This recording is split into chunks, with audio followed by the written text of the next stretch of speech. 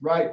To man up in Christ, not to become masculine, but manning up, meaning what you just described, brother. In some way, we all are going to have to eventually contend with that. We're all going to be under that. The only thing that's going to get us through those moments where Esau started giving us ultimatums, the only thing that we can do to prepare for the intensification of what's already here is what we've already been doing. Coming together, learning the Bible, understanding what is expected of us, and fulfilling it. And all that is what? Is serving one another. That's what the Most High have ordained for us to do. Teach this knowledge, and he's going to open doors. Listen, all these cats that be running out, all of Israel, I say Israel meaning our people. As time goes on, you're going to find out who's who. People, even within Israel, that's why it's so important that Israel, the scriptures, brothers be quoted, gather yourself together. And so the Most High be having this platform where we can take care of each other. And our entities are supposed to grow because of the need among us. But we're in the habit, I say we meaning Israel, is in the habit of, you'll have out of a congregation of maybe 30 people, you'll have 5, anyway, maybe 12 that's hardcore in support of and doing what it takes to sustain the school. But I'm going to say this, out of all the souls that come through the school, you got to remember this, out of all the souls that come to Christ, that hear the word, only 1 out of every 4 is destined to make it. And the fact that we're sitting here, even myself, the fact that you're sitting there doesn't ensure that in the day that Christ comes, we're going to be considered among the saved.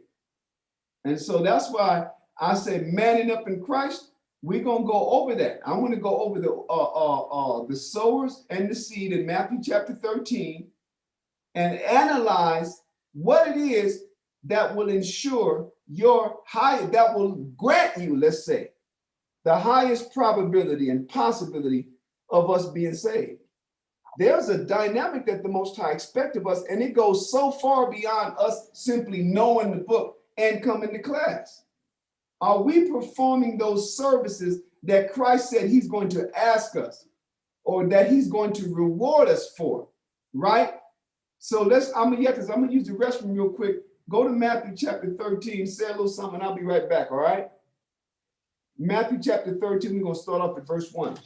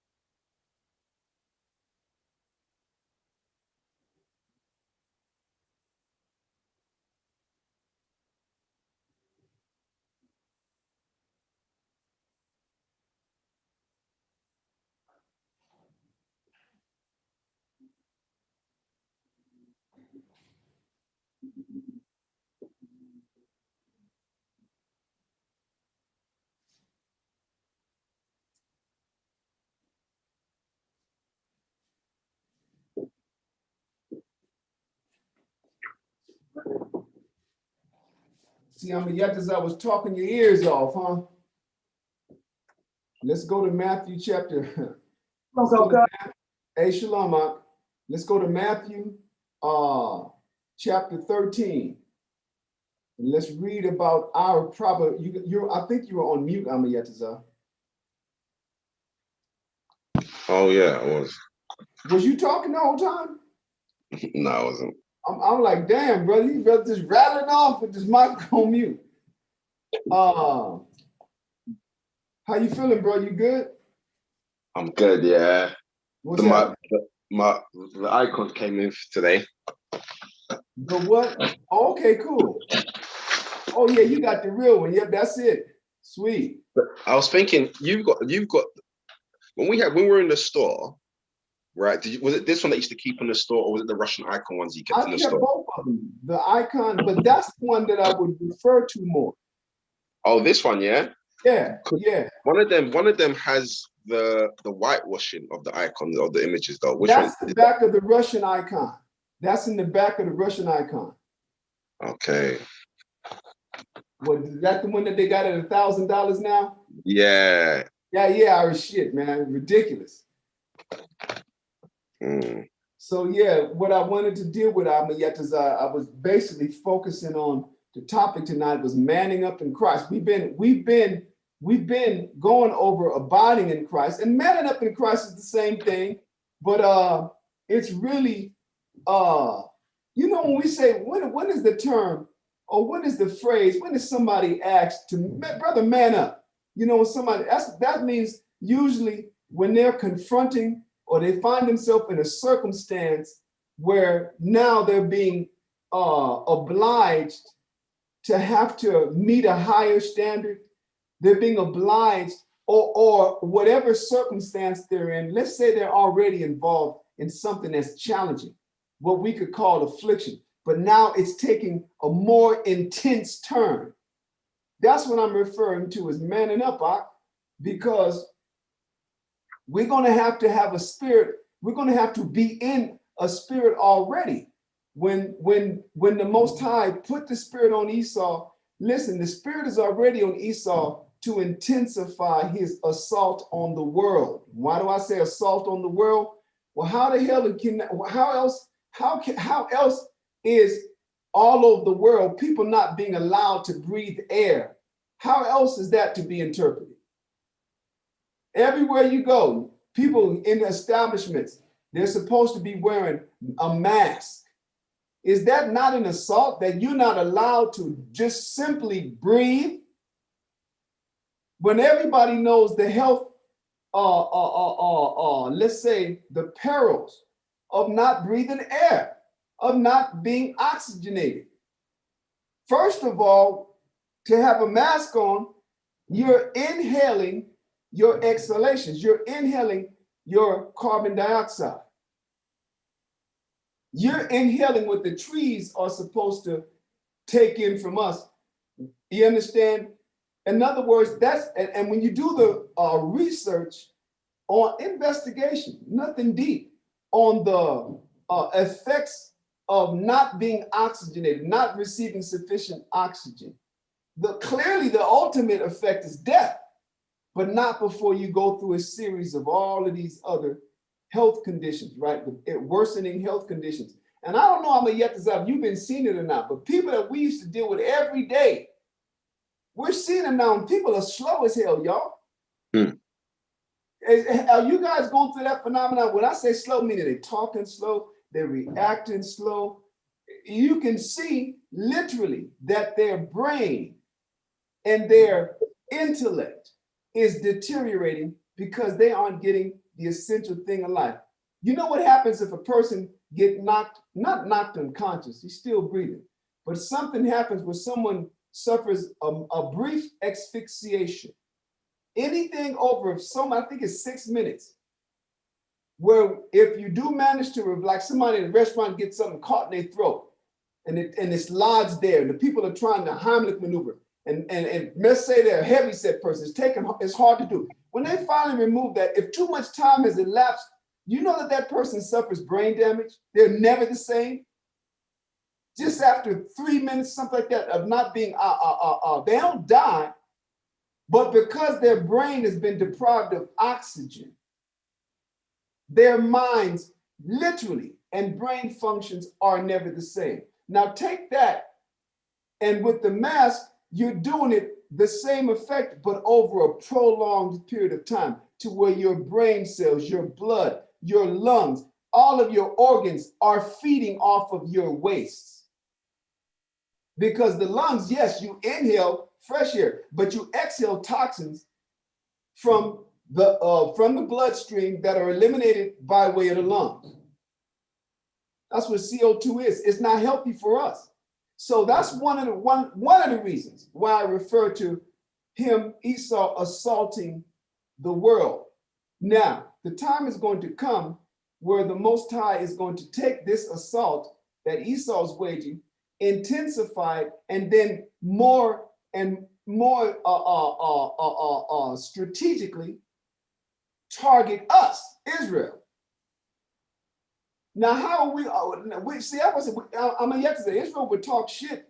I ain't doing that. But just wait.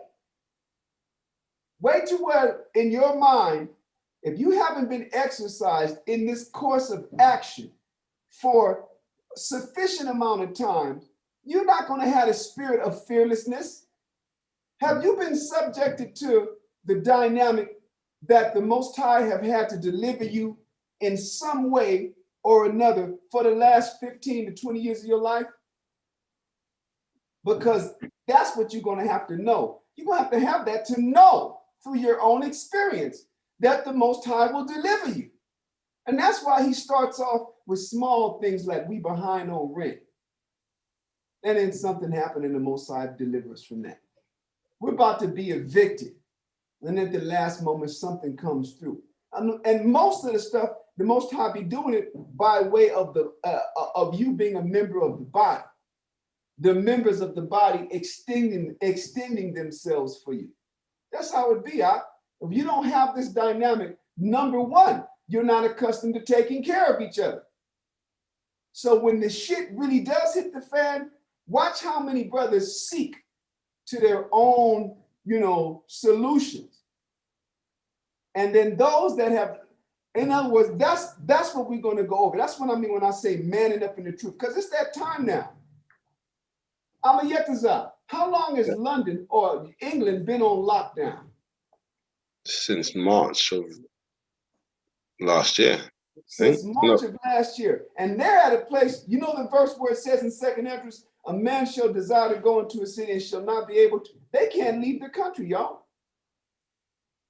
That's how he ended up with his daughter. His ex-wife brought her, what was it, in September of last year? December. When she brought her to yeah, it was December. Right. And then took off, left it with him, which was good. But then the country entered into a policy where no Brits could leave. And that's what they've been at ever since. That's going to happen in the States, y'all. They're already putting out in the news about how America is at stage, America and certain other parts of the world are at what they call stage 3 in this vaccination operation. Stage 3 is literally people being incentivized to take the vaccine or the shot by things like in certain cities, they offering French fries. Imagine niggas is going to get shot for a little thing, a handful of French fries. And others, they're offering, in Virginia, they're offering custom guns. It might not work. They ain't gonna say, well, we didn't say it worked. In other states, they're offering the lottery. You get so many tickets, entries in a million something plus dollar lottery. Now that's stage 3, right? Rewarding, incentivizing, taking the shot. But stage 4 is where they're going to start exercising punitive action, punishing. Now they've already kind of started that in certain places. Punitive action means that you're going to have privileges and things withheld from you. You're going to be punished for not taking it. If you can't prove that you've taken it, you're going to be punished in certain ways. And every state and every city and county is going to determine what their level or what their level of punishment is going to be. And then the fifth stage is what they call kinetic vaccination. That means they're going to have the military, police force, National Guard hold your ass down and pump that thing in you. This is what's going on around the news. Now, are we all afraid of the COVID? No.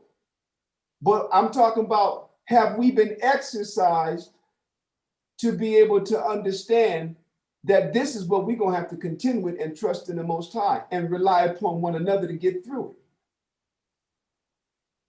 And so these are the things that make it clear why Matthew 13 lets us know that out of the four spirits that get it, which ones are the ones out of the four spirits that receive this information?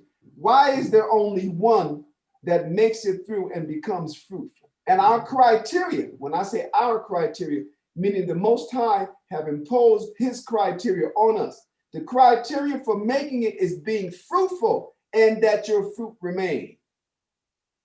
So I'm a Yetazah. Matthew chapter 13 and verse 1. Matthew chapter 13 and verse 1. The same day went Yahushua out of the house and sat by the seaside, and great multitudes were gathered together unto him, so that he went into a ship and sat. And the whole multitude stood on the shore. And he spake many things unto them in parables, saying, Behold, a sower went forth to sow. And when he sowed, some seeds fell by the wayside, and the fowls came and devoured them up. Right. Some fell upon stony places where they had not much earth, and forthwith they sprung up because they had no deepness of earth. Right, that's the second seed. Go ahead. Verse 6. And when the sun was up, they were scorched, and because they had no root, they withered away. And some fell among thorns, and the thorns sprung up and choked them. But other fell into good ground and brought forth fruit, some 100-fold, some 60-fold, some 30-fold. Verse 9. Who have ears to hear, let him hear. Now we're going to jump down to verse 18 to see what those mean. All of those, quote, seeds that were dropped represent one of us. They represent us, period.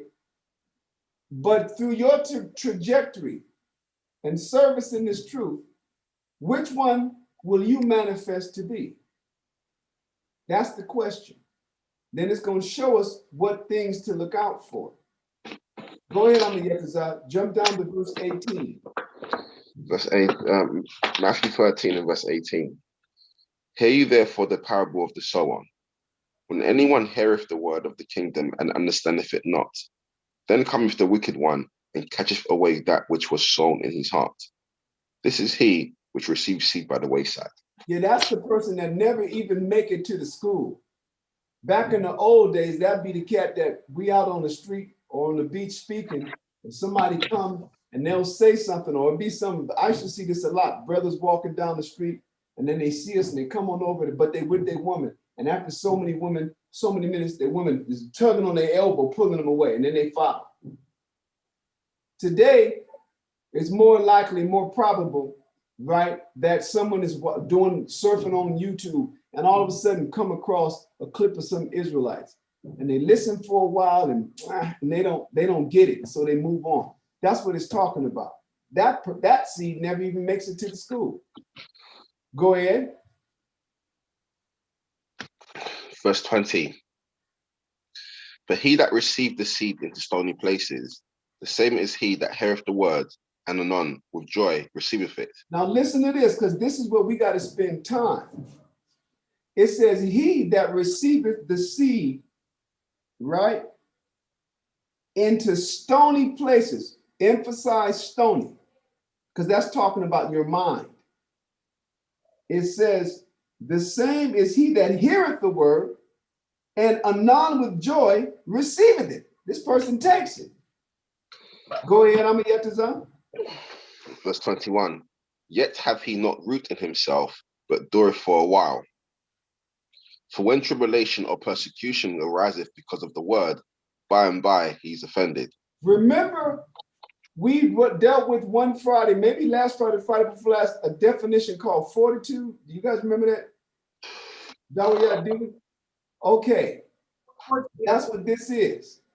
When it says he hath no depth, it says he also, I'm sorry, yet he hath no root in himself, but dureth for a while. The question is listen, it says, for when tribulation or persecution ariseth because of the word, by and by he is offended. Now that's talking about what is it in this work, not the information, but what that person experiences that drive them away.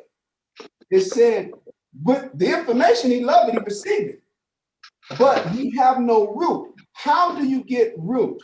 How do you get depth? Like a plant, right? You plant a seed, and when you plant a seed, you can't plant a seed too deep because then it can't break through the earth. But you can't plant it shallow at all. So what happens is the Most High get this knowledge in us, and then over time, we're being watered by the teachers and by their instruction, by their counsel. And then through that, we end up what? Like a seed breaking down and what? And going deeper into the earth. So with us, the Most High gives us this information, and then he takes us through an experience that's designed, just like that seed, to break us down. Remember, when you plant a seed and it breaks down, the process they call germination, it don't end up being the thing that was planted. It takes on a new form. It breaks down. It deteriorates. It breaks the hell down. Right? That's us. We come into this truth. The seed is planted in us. Then that word is designed, the experience is designed to take the form that we're in, carnal, fleshly, and break us down and change our form to a spiritual. And that process is done through affliction. That's why it says, but what? For when tribulation or persecution ariseth because of the word. When it says because of the word, that means the person has the truth. Now the word is designed to take us through an experience that through tribulation we are changed. That through persecution, we're not only are changed, we're measured. We're measured by what? By us submitting and embracing the experience. So let's say my issue is lying. The Most High eventually is going to put me in a circumstance, and I'm around all of these spiritual brothers. But I don't know that. Why? Because I just came out the world. And I'm about 2 or 3 years in the truth. Believe me, I'm still carnal as hell. But these other brothers is checking me out. Not sitting around like Sherlock Holmes with the magnifying glass. No, they have to work with me. I'm working with them. They have a business. There's a platform. There is an arena, right, in which I can be monitored and observed. Yes, yes, Daria. I know previously being here. You gotta come up front. I can't hear you over there. Previously being here, I know brothers that did Mother's Day cards years back. Yeah. Mother's Day cards, it was clothes, sales back in the day. It was But listen, I come on and sit right here, right in front of the brother, or move that chair between the two brothers. Between Nathaniel. Yeah, there you go. Thank you, brother. Yeah, I was saying it doesn't have to be one dynamic. It's just multiple. If it's security, if it's Mother's Day cards, if it's anything. There's multiple dynamics. Right. In other words, it's any campaign or camp function. The reason why the brothers say Mother's Day cards, because way back when I was there, right, that was one of the campaigns that we had to raise money for the school. Now, it wasn't going to us. We raised the Mother's Day cards and then turned the money over to the centralized person, right, who was our head at the time, And then they took the money and flipped it, and then we ended up selling clothes. But that experience taught us something. Well, listen, now let me say this, since you brought that up, Dawiyad. In other words, it was an experience where everything that was being done, everything wasn't fair. Promises were made that, okay, you guys, you raised this much money. Well, what do we need? We needed a school. We was in a little building called the Sweatbox over there on Commerce on the east side. And literally the plumbing, like I said, it was literally a hellhole. That's why they called it the Sweatbox. So we participated into that, and Texas would be leading all the camps and the money we made. But before myself could get any word of what was done, they done already made a decision to flip it. Now they come back with hip hop clothes. We got to sell hip hop clothes. Then we come number one in the hip hop clothes, $70-something thousand. They go and flip it for some more hip hop clothes. In other words, that tribulation, the Most High, number one, measuring the elders and measuring all of us. And what we're all under the yoke of doing, no matter what, is in any given circumstance following the scriptures. But that dynamic drove many men away. Brothers have said, well, Kawakab, it was you that went in and cursed them dudes out and drove. No, I went in and cursed 4 or 5 guys out. They didn't have shit to do with everybody else leaving their posts. Simple and plain. So that just served as a good opportunity. Cats in other states. That just served as a good opportunity for what? For the Most High to manifest where everybody's heart was. Simple and plain. And that's what's going. But what happens when we go through this tribulation? If we don't have the depth of the word, we're not going to make it through. That's why, now listen, it says because of tribulation or persecution, for when tribulation or persecution arises, because of the word, by and by he is offended. So that means that those circumstances could be imposed on us from any given perspective. It can happen from among us. When I say among us, meaning shit, not all Israelite brothers in the same congregation or get along. Let's put it like that.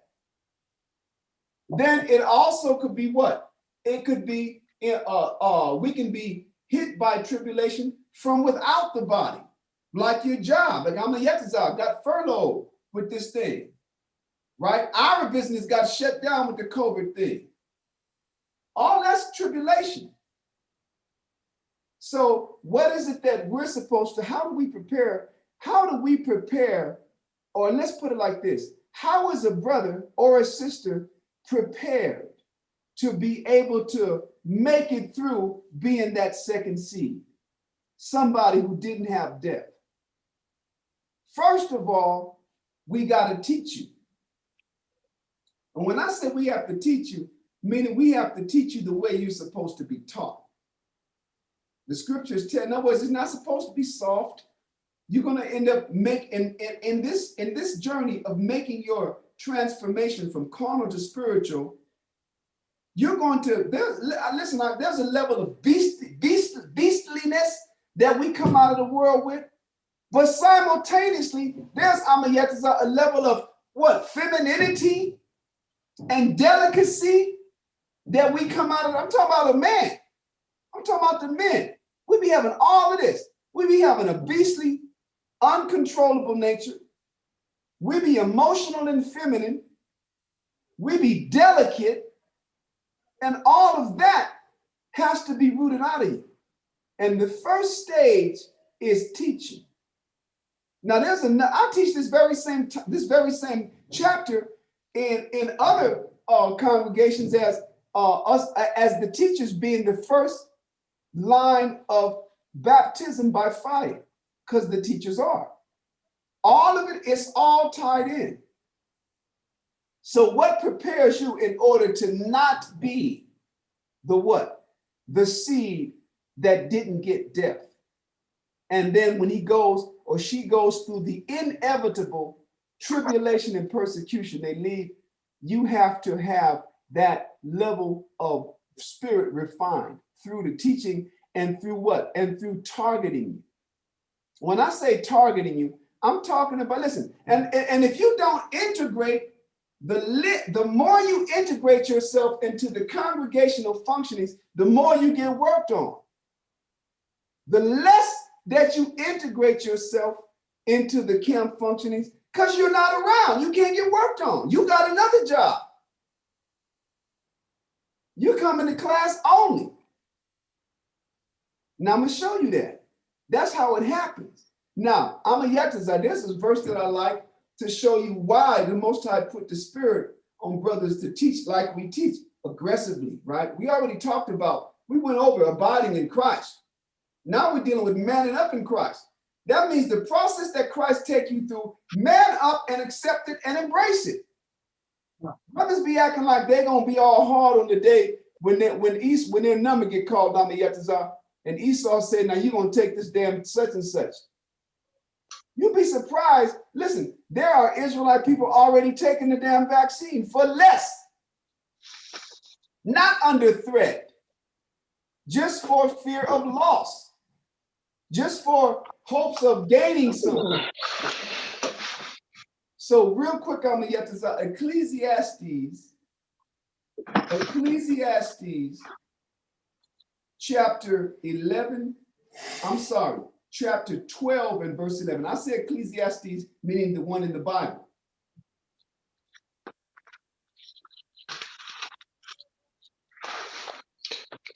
Chapter 11. Chapter 12 and verse 11. Ecclesiastes in the Bible, chapter 12 and verse 11.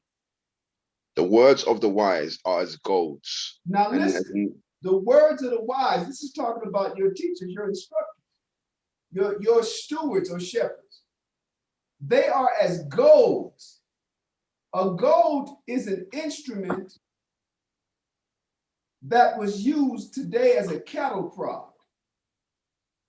It was simply a long stick with a sharp end, with which when the cattle didn't go the way you wanted, you stick it. Today they got the things that have electrical charges on the end and make the cattle go the way you want to go. Well, the Most High said that's how the words of the wise are. They are as golds, G-O-A-D. It's a sharp, painful instrument. Read on down on the Yatazar. Verse 11. The words of the wise are as golds and as nails fastened by the masters of assemblies. Stop. And as nails, which are fastened by the masters of assembly. We know what a nail is. That's what you use to hammer. You know, you put the picture on the wall, you making the chair, you know, you putting the legs on what will be the seat. It says the words of the wise are as golds and nails fastened by the masters of assembly. How does anyone fasten a nail? A nail is hammered in. You know that, right? You can't just take a nail and a nail is not like a clip-on.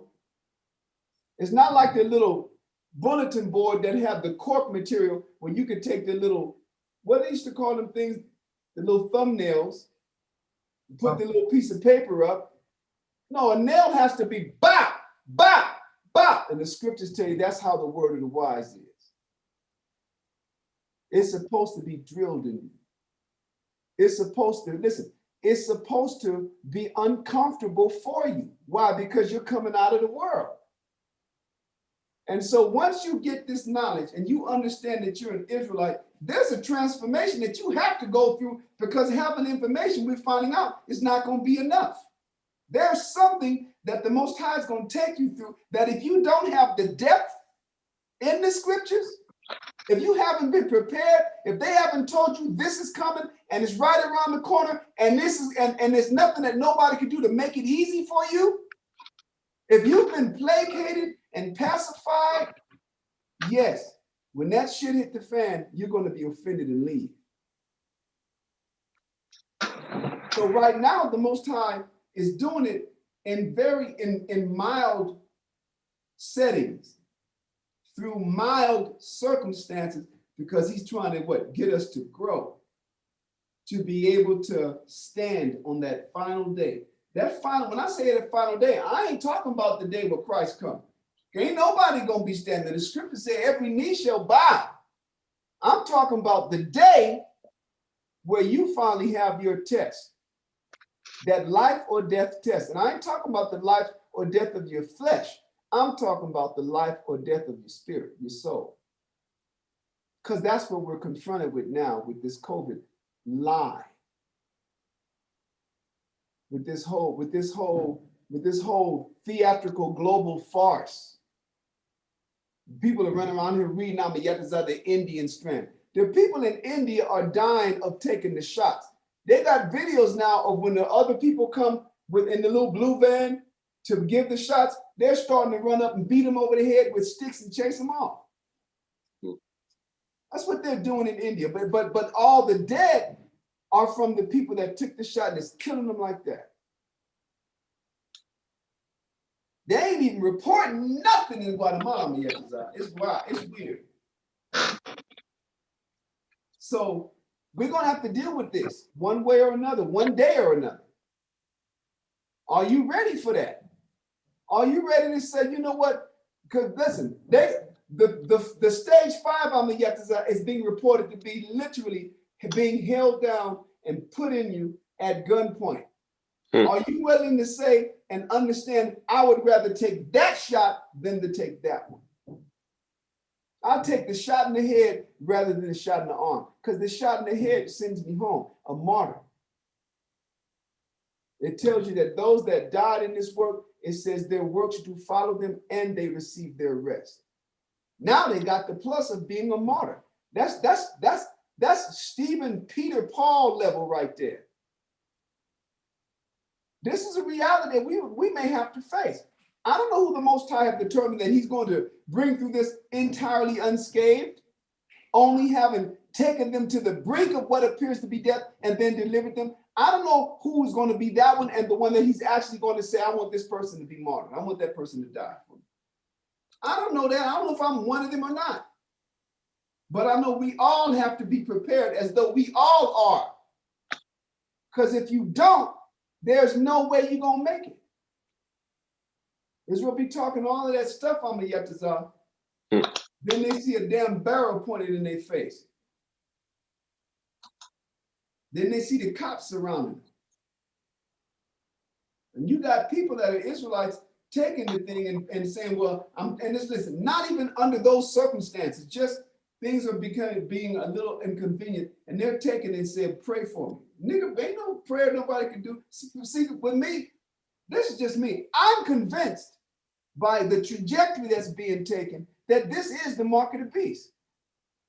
Niggas is taking the shot, and not only are they sticking magnets on their arm, now their body is starting to connect to Bluetooth devices. Y'all ain't seen them videos?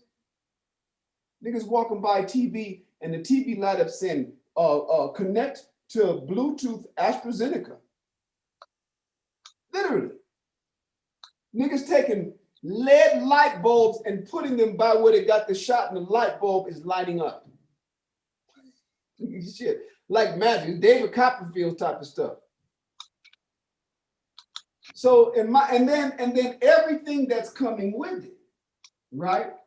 Meaning the ultimatums that are being that all societies are being prepared to have to confront. These ultimatums: no traveling.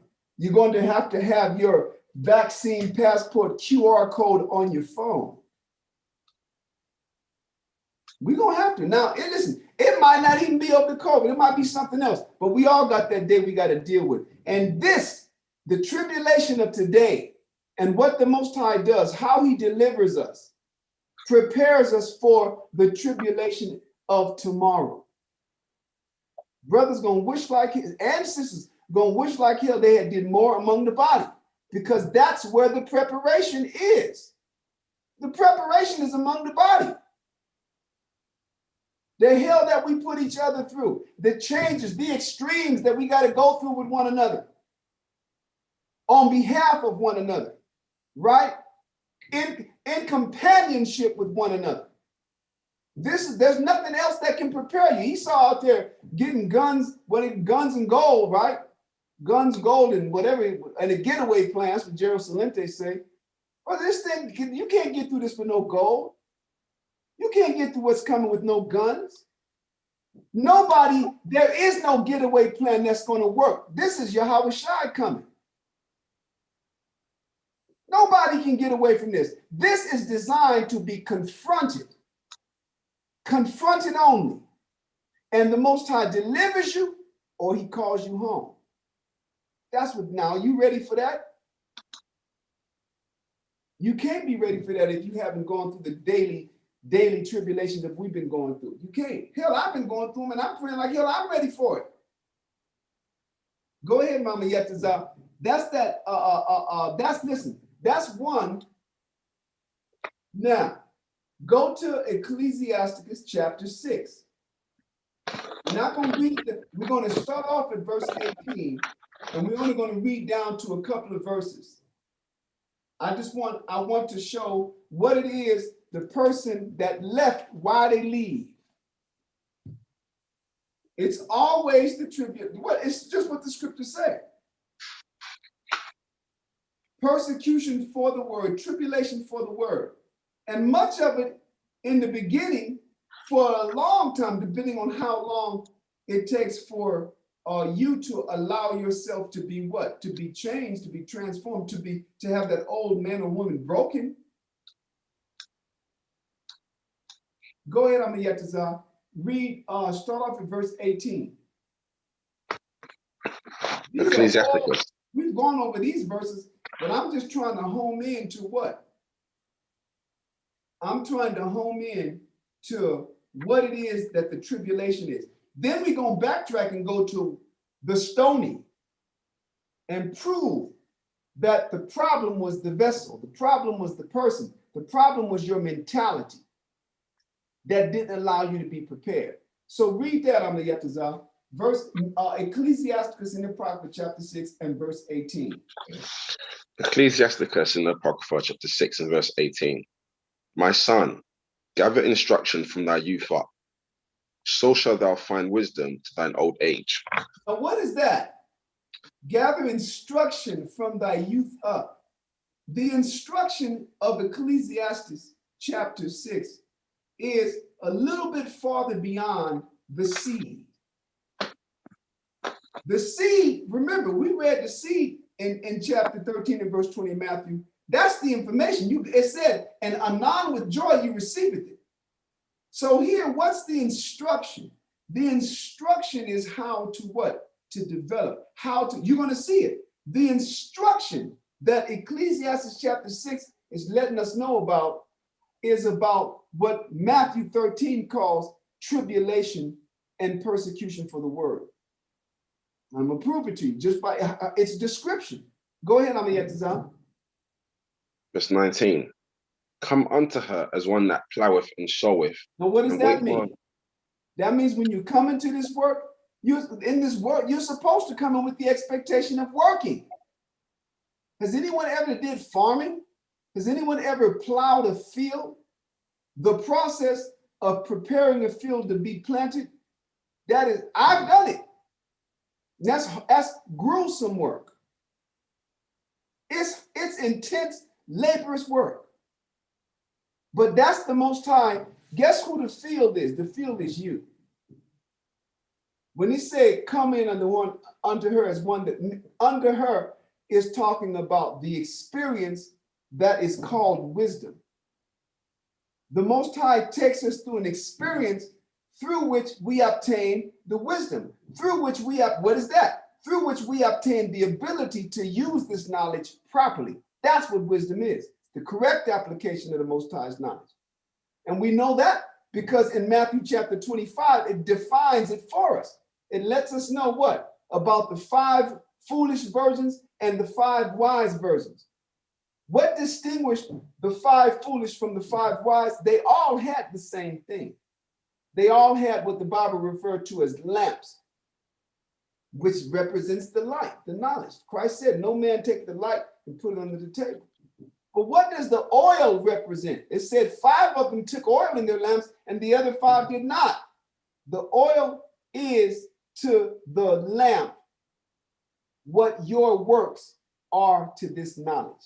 That's how people know you know what you know, by the works that you do. So when those 5 women that had the oil in their lamps, that represents they did what it took to keep that light shining, because that's what oil does for. I got one of them kerosene oil lamps down here. I got one. That's what I used to light the store with when I was in the Mercado. A kerosene lamp with the little wick. So your works, if you got the light, what keeps your light shining? It's the oil, it's the works. It's the services you provide for one another. Now, the mother 5, they didn't take no oil in their lamps. What does that mean? That means they had the knowledge and they wasn't doing anything with it. And it said those 5 that took the oil were found to be wise, and those 5 that took not the oil were found to be foolish. Now here we go. They both had the same thing, but the 5 with the oil took what they had and did the right thing with it. That's why they were called wise. The 5 that had the information and did not do what they were supposed to, did not do the proper thing with it, they were called foolish. So we know that what? That wisdom is the correct application of the knowledge that the Most High gives us. Then there's another parable. It talks about, what shall I liken the man that heareth these words and doeth them? I will liken him to a man that built his house upon the rock. But the man that haveth these words and doeth them not, I will liken him to the man that built his house on the sand. And it says, and when the waves came and the winds blew, that house fell because it was built upon sand, and great was the fall of it. You guys are seeing this.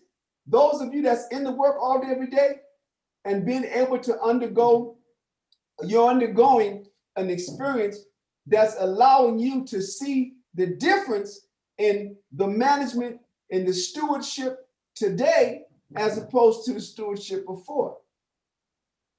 Those parables should mean the most to you, if anyone, because now you're seeing what? The works of wise, as opposed to in the past, the works of the foolish. Those that what? That wouldn't teach the right way.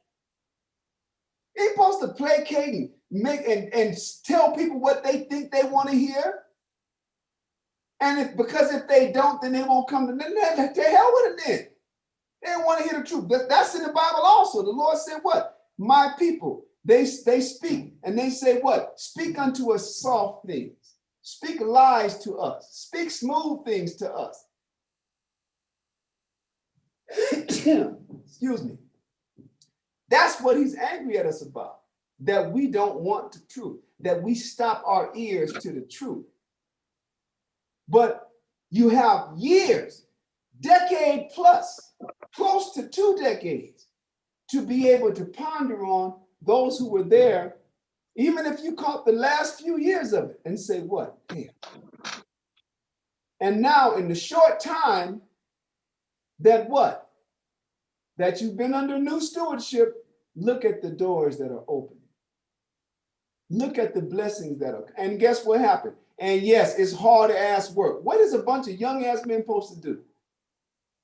What are you supposed to be doing right now? The Lord said you're called for your strength. Says the elderly, the older, what they have is their wisdom. But they weren't born old. They weren't born like Benjamin Button. There was a time when we were strong. And we had to, as they say in the sports realm, when we had that to give, we had to leave it all on the field. I had to use my youth when I had it. Time is going to come and I wasn't going to have it no more. So it says, come under her, meaning enter into this experience as one that ploweth and soweth. That means that what? Hard work. You're supposed to expect that. And you are the field that's being plowed.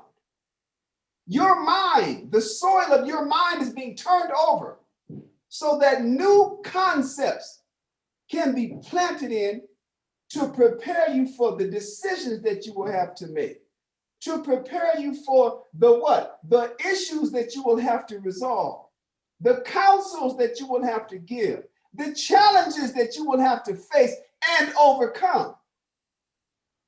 That's what that's designed to do.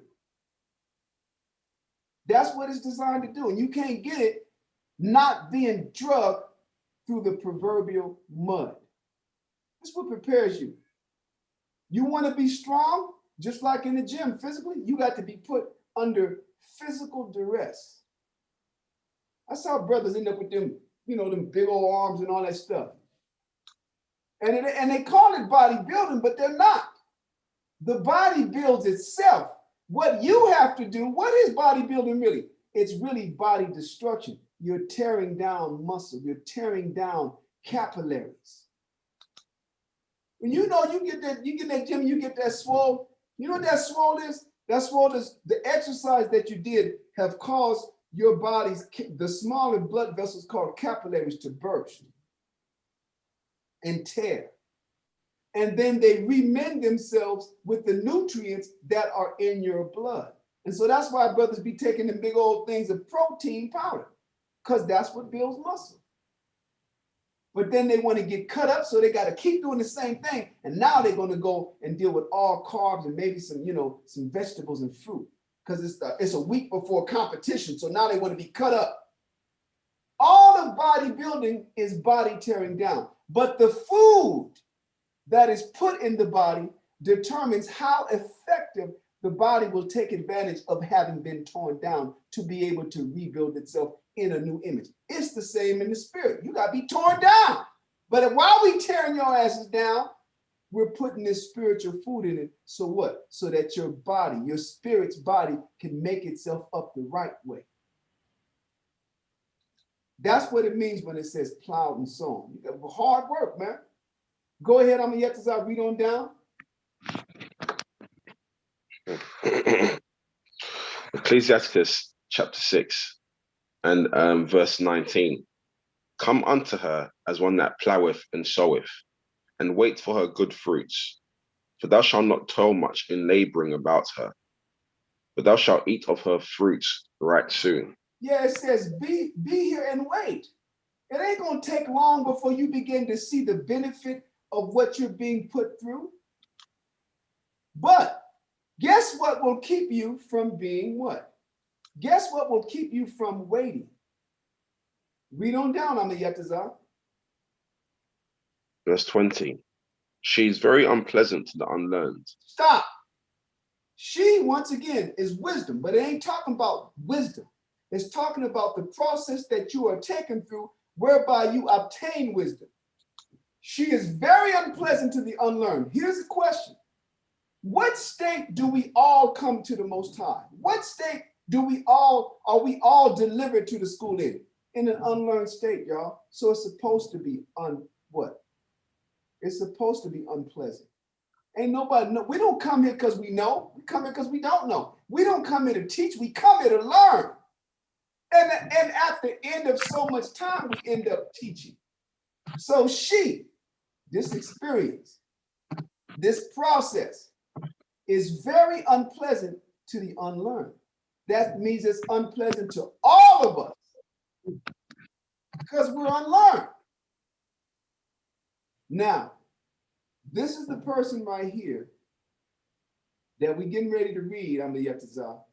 That's verse 20. Don't get no depth. Read on down, Amayatazah.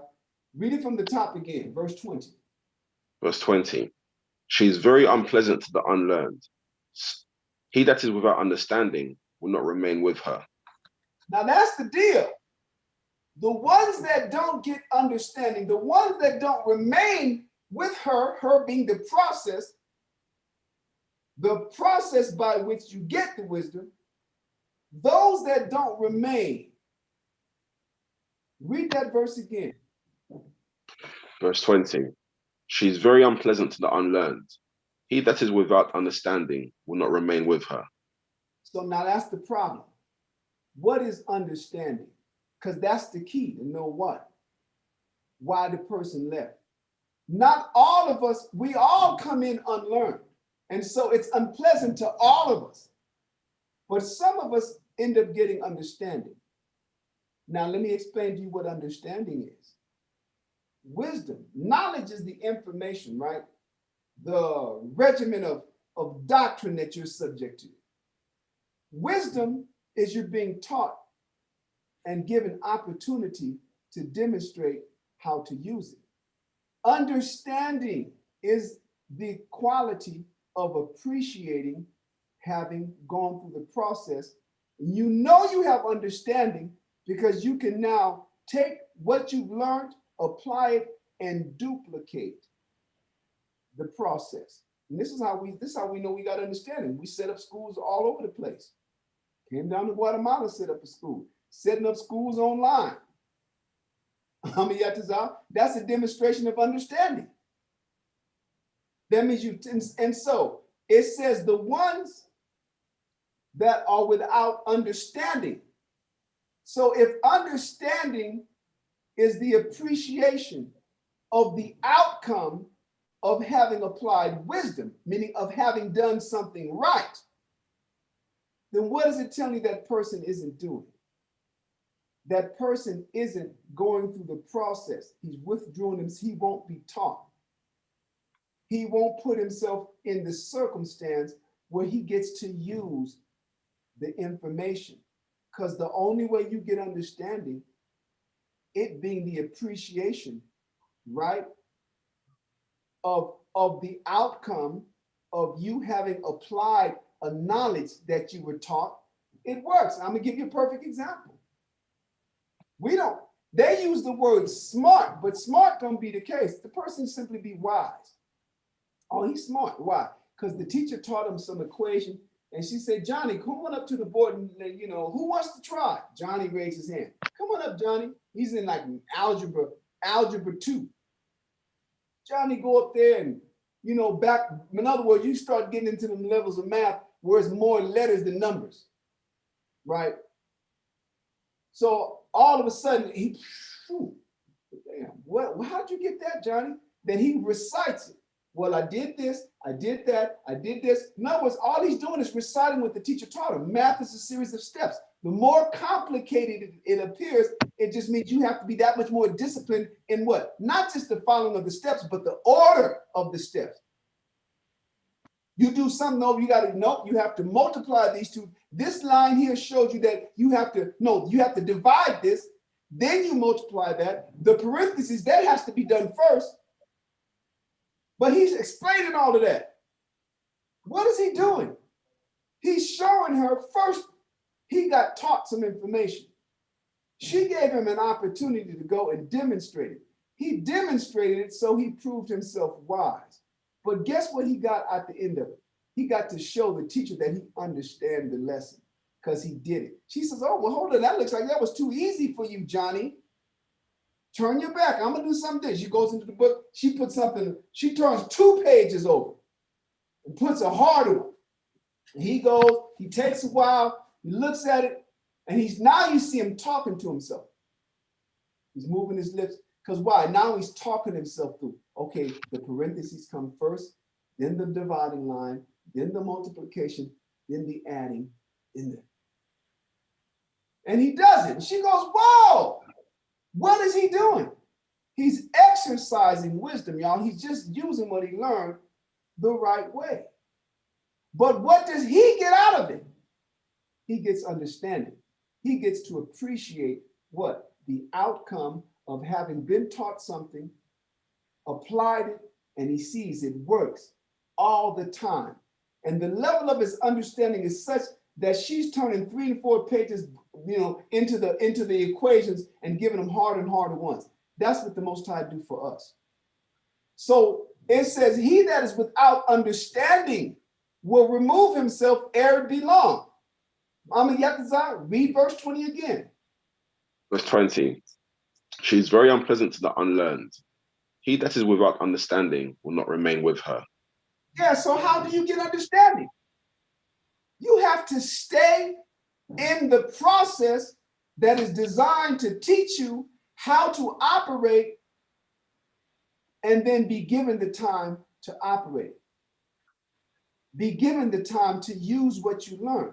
But now, I was talking math, but we're not learning math. What are we learning, y'all? Who knows what we're learning? We don't say the Bible. We know we're reading the Bible. What are we really learning?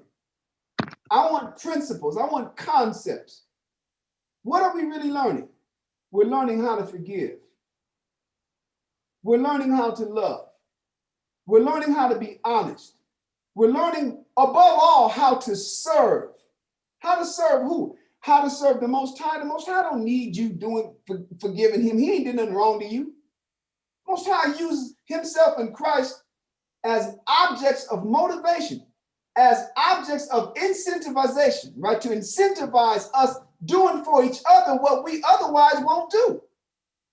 And that's simply excuse each other. Bear with each other a little longer while I work on myself.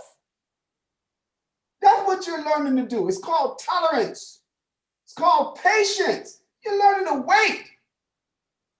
And while you're waiting, there's other things that you're doing to yourself that you're being taken through so that what? So that by the time, whatever it is the Most High got in store for you, you are fit for that now. You can handle it. These are the things that we're learning. Yes, it's written in words because that's what we speak. But you're learning how to serve one another in the name of the Most High in Christ. The Most High don't need no food. The Most High is rent. He's not backed up on rent. The Most High don't need nobody helping him to move.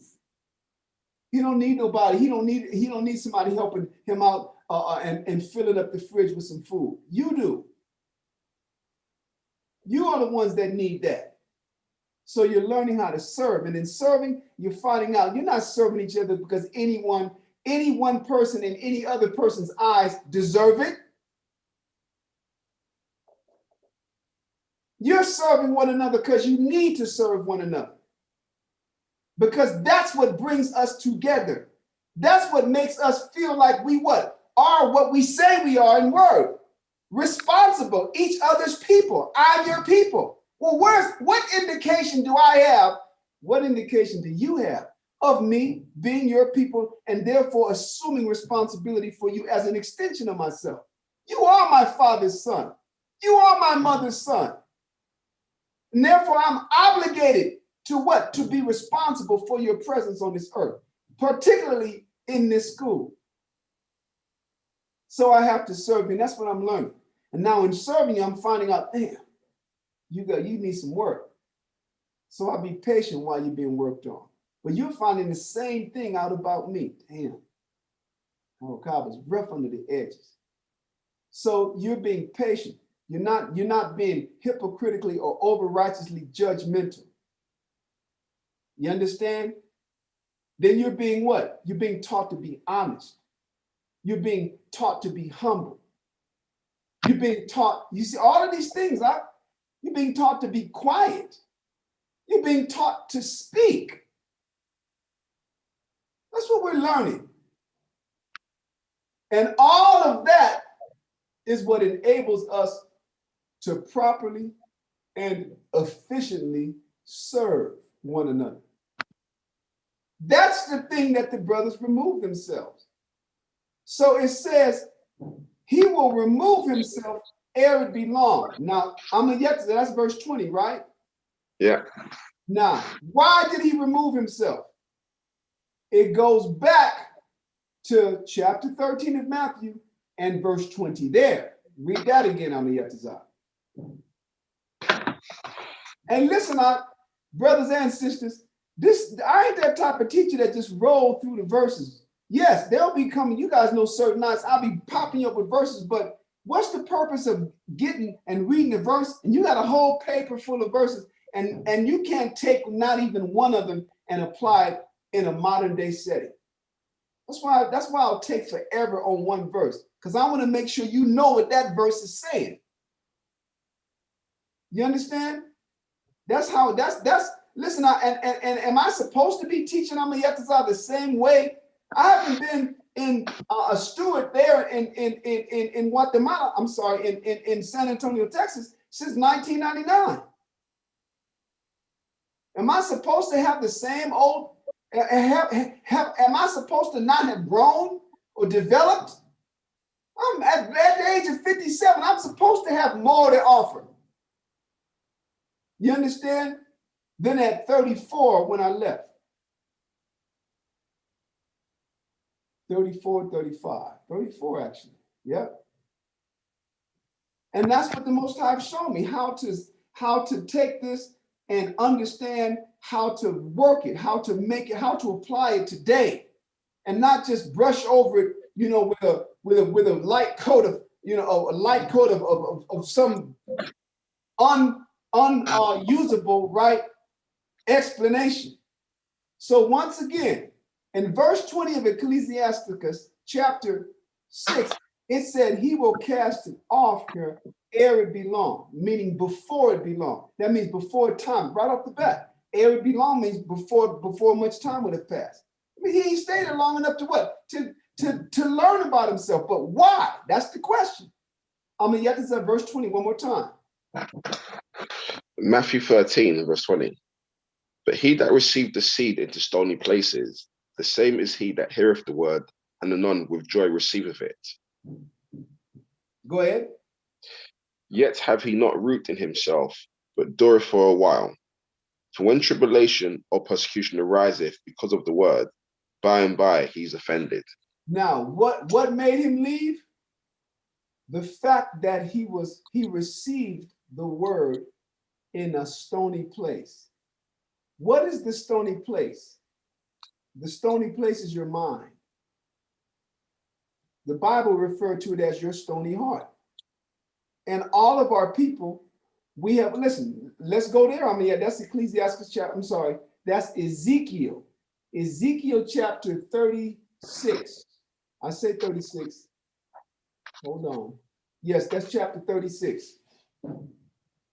And start off, I think, at verse 23, 24. Let me get there real quick.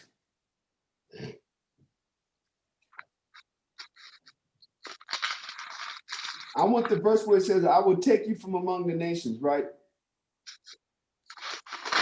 It might be verse 24, it might be verse 23. On verse 24. Okay, read that. Ezekiel chapter 36. Now this is a prophecy of the Most High concerning our salvation. This is how the Most High, he's telling us about saving us. But go ahead. Ezekiel 36 and verse 24.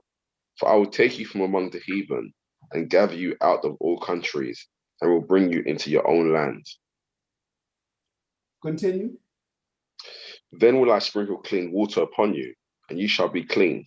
That's talking about, what we're reading here is found in Jeremiah chapter 31, verse 31 on down, where the Most High said he's going to put his laws in our inward part. That's what this is referring to. He ain't talking about taking everybody out and skinny dipping them in the pool. He's talking about putting his word in us. Go ahead. Verse 25. Then will I sprinkle clean water upon you, and ye shall be clean. From all your filthiness and from all your idols will I cleanse you. Go ahead. A new heart also will I give you. Listen to this. A new heart, meaning a new mind. We're going to think different. He's going to put a different thinking. The thinking is going to be his word. I'm going to show you, because what's wrong with our heart? What's wrong with the way we think now? Go ahead. Verse 26. A new heart also will I give you, and a new spirit will I put within you. And I will take away the stony heart out of your flesh. Stop right there. And I will take away the stony heart out of your flesh. Now, where was it that seed dropped? Among stony places. This talking about those of us that got the knowledge, and on a superficial level, we love the fact that we're the Most High's people. We love the fact that we're the Israelites, and we could prove who the devil is. The white man, white man, white man, white man, all of that stuff. But then when it comes time to what? To having to go beyond the superficial and go and do the deep dive on ourselves, Because we say the white man, but the only reason why we're under the authority of him is because we would not obey the Most High. It's us the whole time. We are the victims. You got all of these political parties teaching black people victimhood, eternal, abysmal victimhood, when we historically have been the eternal culprits. We're the lawbreakers. We're the violators. And it's because we never let the word of the Most High go into us beyond superficial. And that's what Christ spoke of in Matthew chapter 23, when he talked about the Pharisees, how they like to be seen in the open places praying, what people think of them on the outside, how they like to walk in and they act the highest, the uppermost seats in the synagogue, meaning what? Where they can, because that's the seat where the important people sit at. How we like to make broad the phylacteries and the borders. Look at them garments. See, that's superficial, and Christ said it. Hypocrite, clean that which is on the inside. We have a damn history of being superficial with the Most High. So here, that cost this person that superficiality. And I don't mean superficial like, oh, he's so superficial. All he like is, I ain't talking about like clothes and shit. People use superficial and they'll be speaking in terms of how, this person's about his car, or this woman is about this person's car. Oh, she's so superficial. No, I ain't talking about that. I'm talking about the superficial means surface. That's easy to come in and find out that you're an Israelite. Keep the laws and the statutes and commandments. Wear your fringes, come to Passover. But what about your mind? What about how you feel about the brother? What about how you feel about that sister? What about that brother when he checked you in front of everybody? Because you aired in front of everybody. What about that? You understand? And let me say this out. That's what the Most High is trying to get us to do. So when it said that he was planted among stony places, the seed, the stony place, remember the seed is just the information, the knowledge. So when he says stony places, the stony place, as we find out in Ezekiel, was the person's heart. It's your mind. You're not letting it go in. You're not changing you. Yes, Dawiyah. The seed, a stone doesn't absorb water very well. Say that again. A stone doesn't absorb water very well. Exactly. The water flowing, but it won't go into it and absorb into it. Right. So you're absorbing the actual understanding of the absorb, you don't apply it. Oh, yeah. That's what that is. Huh? He's frozen. Yakuza. How you doing, bro? All right, bro. It's a good analogy of that scripture. The stony part, man, it's crazy, bro. Yeah, I like that. Yeah. Stone doesn't absorb the water, same as we get taught, we don't absorb it, we don't understand it, we don't apply it. He's bouncing off the head. He's bouncing. Yeah. Over and over and over. It keeps bouncing off.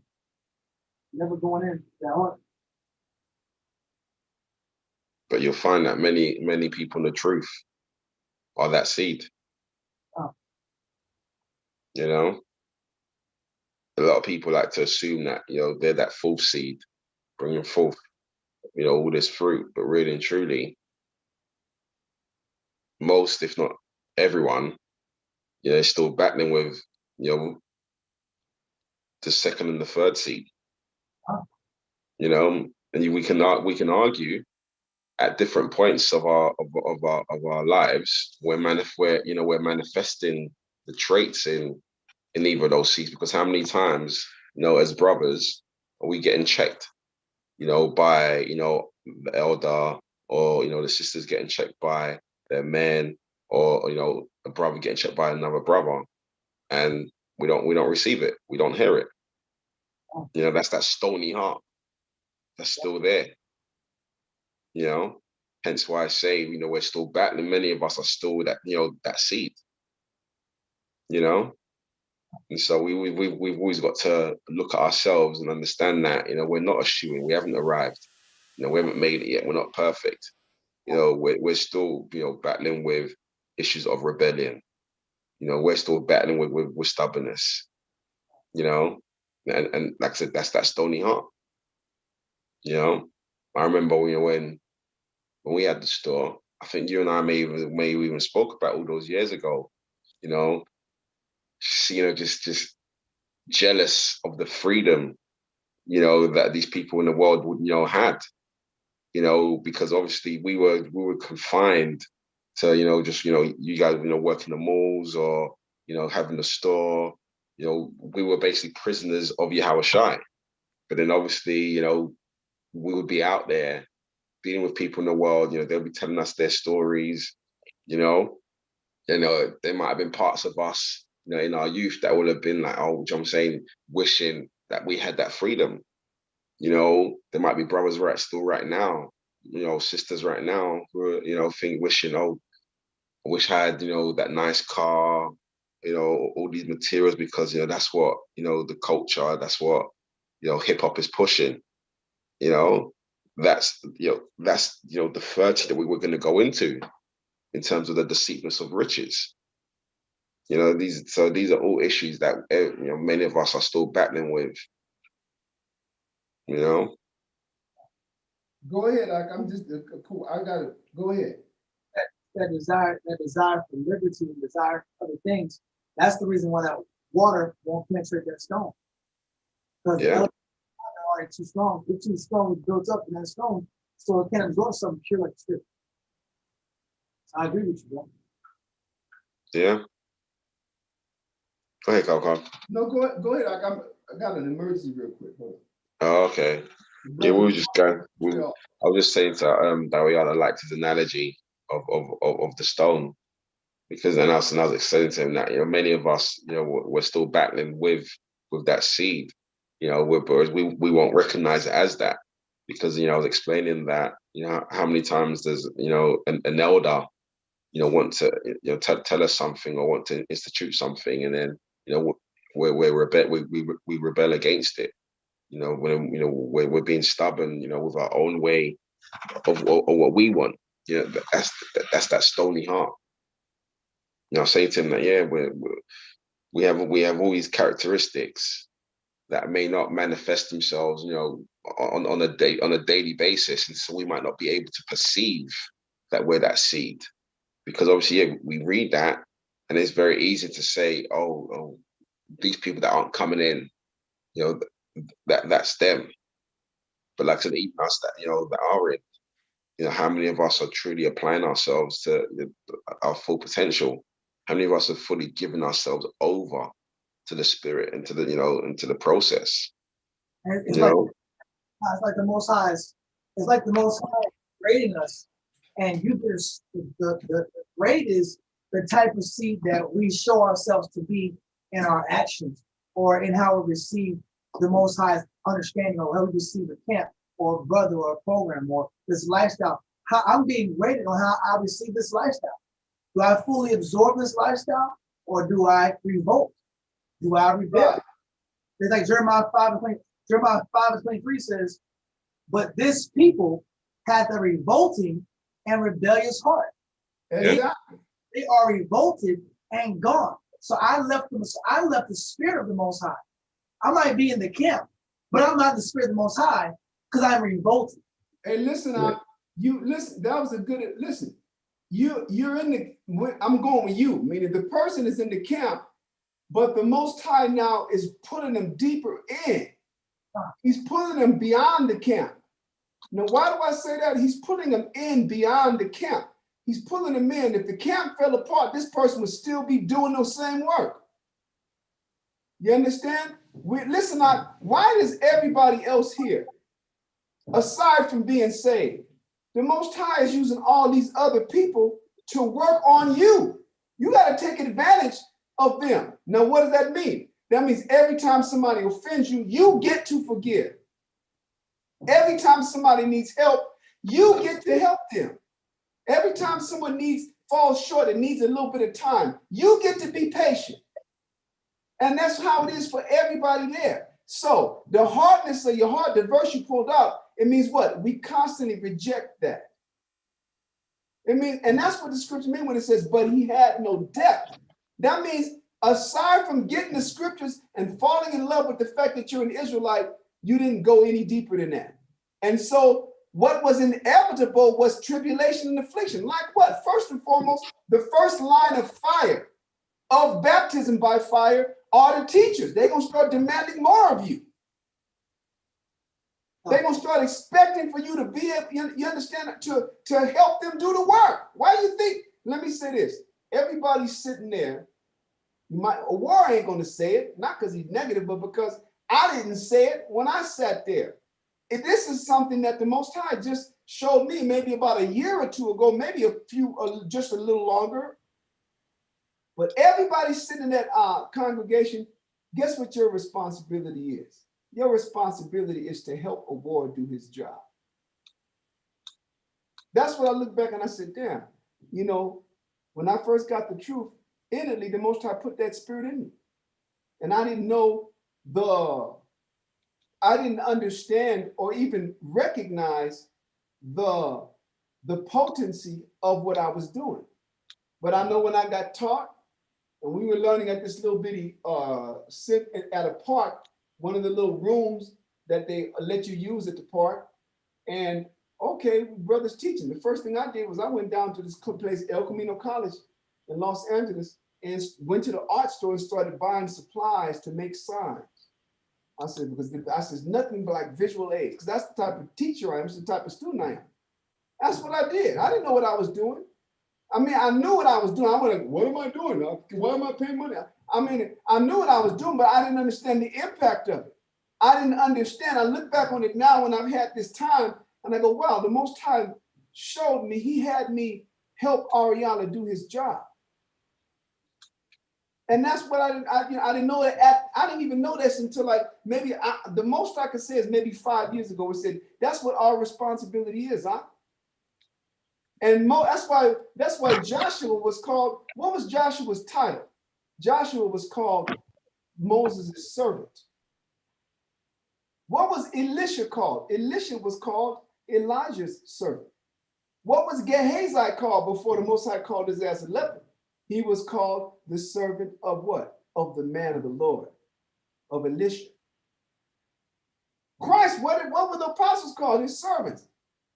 The Pharisees said, well, listen, man, why do your servants pick corn? Why do you let your servants do that which is not lawful on the Sabbath? So I look and I go, damn. And those, I'm not speaking of myself, I'm speaking of all of us that I came in the truth with.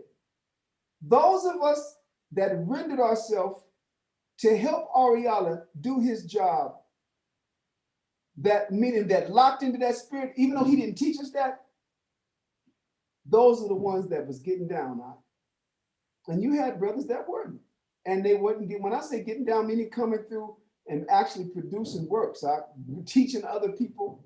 I remember it was the first thing I did. And I said, okay. Then I went from there. I bought a bunch of, I don't know what they call them, they're like big ass books that fold, but not books, they don't have nothing inside of them. I brought tripods, easels, I guess they're called. And I went back, there was a black art store. I think it was either on La Brea. Yeah, it was on La Brea and Centinela, called Cooper's Art Gallery. Cooper's Art Gallery got everything back in the day. So you could walk in there and get you some naked photos of Ella Fitzgerald, walk in there and Pearl Bailey, right?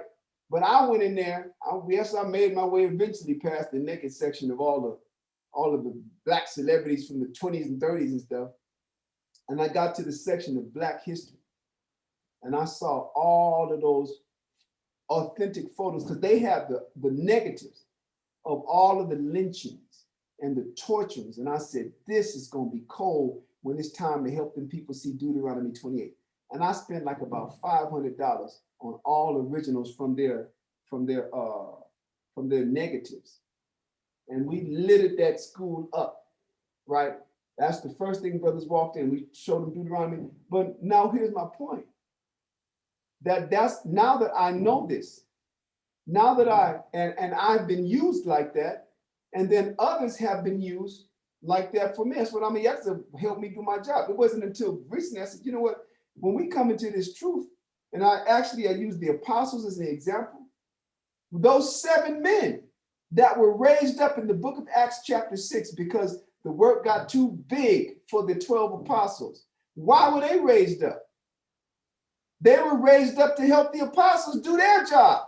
The apostles, the Most High was using them to bring the fruit in. But it grew too big. Remember, it says that the Greeks, talking about the Greek-speaking Israelites, that their widows were being neglected in the daily administrations.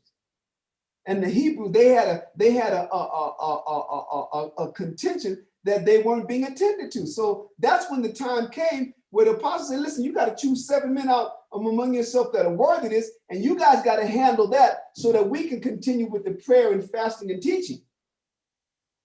They were raised up to do what? To help the apostles do their job. And in being assuming responsibility for the caretaking and providing of one another was how they were raised up and became bishops and stewards. That's what their job is. That's what everybody's job is, brothers and sisters. And you go through the scripture and you read that. When you come into this truth, until you're sitting up as the chief steward, your job is to help him do his job. That's the reality of it. We're going to have a class on that on another occasion to show you that. That's why you're there. That's how you work out your soul salvation. That's how you do it. That's how you be diligent, what? To make your election sure. By helping him do his job. And even Christ said that. Christ told the apostles, he that receiveth you, receiveth me. And he that receiveth me, receiveth him that sent me. And whosoever shall give a glass of water to a prophet in the name of a prophet, he shall receive that prophet's reward. He's helping that prophet, man. And who shall receive a righteous man in the name of a righteous man shall receive a righteous man's reward. So that's how you learn the process through and through. That's how you learn every aspect about this work. That's how a war and Shamshwan and Dariad know how to build men.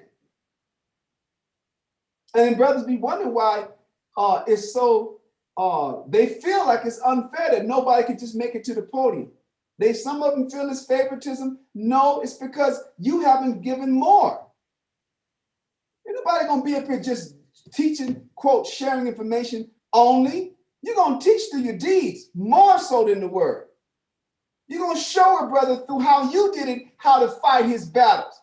You're going to show a brother how you did it, what faith is, how it's implemented, and how it is rewarded by the Most High. You're going to do that through your actions. And if you ain't willing to do that, you will not see that podium. You'll be seeing it from that perspective, but not from this one. That's how the teachers are supposed to be. And that's a hard thing for brothers to swallow, that you have to set a criteria. And that standard can't be broken. As a matter of fact, it has to be added to. It has to be made more demanding as the time goes. Why? Because shit is getting more wicked. And that's the hardness that brother maintains so as not to give himself, so as not to let that word in. And then what it really means? It means it's not talking about letting the word in. It is to a degree, but it's manifested in what? And like you said, Dawiyat, not giving yourself over to the program. Yes. It's like I know when the Most High was resisting me, I was resisting him. Right. I wasn't what I wanted. It's because I was the resistant one. If he wouldn't drop a total, I was resisting. He wouldn't bless with rank, I was resisting. I wouldn't get the understanding, I was first resisting. So he gave me what I gave him. Cool, you do. I'm gonna give you stagnation. And the scriptures tell you that. The scriptures say, to the froward will I show myself froward, but to the meek will I show myself meek. That's in there. And and that's another thing the brothers got to teach also and get from the beginning and show none of us is here to get what we want at all. We're here to do the will of the Most High. The Most High don't give a shit. I've been working 20 years. I'm not here to get no big house on the hill. I'm not here for that. I'm here to do the will of the Father. The will of the Father is his will, that his word go out, that his people be prepared for the coming of his son. That's what he wants. That bride be prepared, and that them garments are nice and white. That's talking about the righteousness of the saints, y'all. So that hard head is the what? That stony places you're not opening yourself to what the Most High want to take you through. But guess what? The fact that you're not opening yourself to it doesn't mean he ain't gonna take you through it anyway. And that's why I said, by and by, when affliction or persecution for the word arises, he is offended. It's coming anyway. You just wouldn't let yourself be prepared for the inevitable. And that's why I said, got a man up in Christ, huh? What are you here for? Our test, our greatest test yet is coming, y'all. It's already here. It's just that teacher's walking down the hallway just ain't made the turn into our room yet. The Most High gonna turn this thing up, y'all. This is gonna be something that nobody can get away from. I'm a Yetzirah. Let's go on into the next one. Matthew chapter 13, that was 20 and 21. Read verse 22.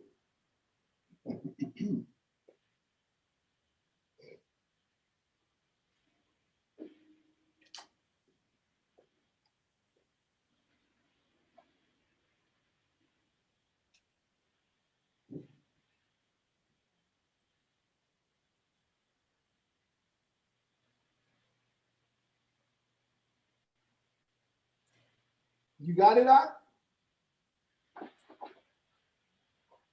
I was on mute. My goodness. Yeah, we like this brother's meditating.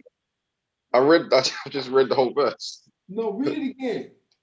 Okay, Matthew 13, verse 22. He also that receives seed among the thorns is he that heareth the word, and the cares of this world and the deceitfulness of riches choke the word, and he becometh unfruitful. So that's that third one. Now, are you listening?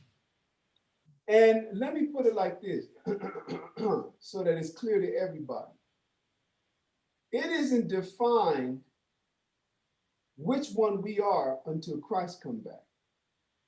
Right now, we're all in the potential to be number 2, 3, and 4. Number 1 didn't even bother to stay. Y'all remember that.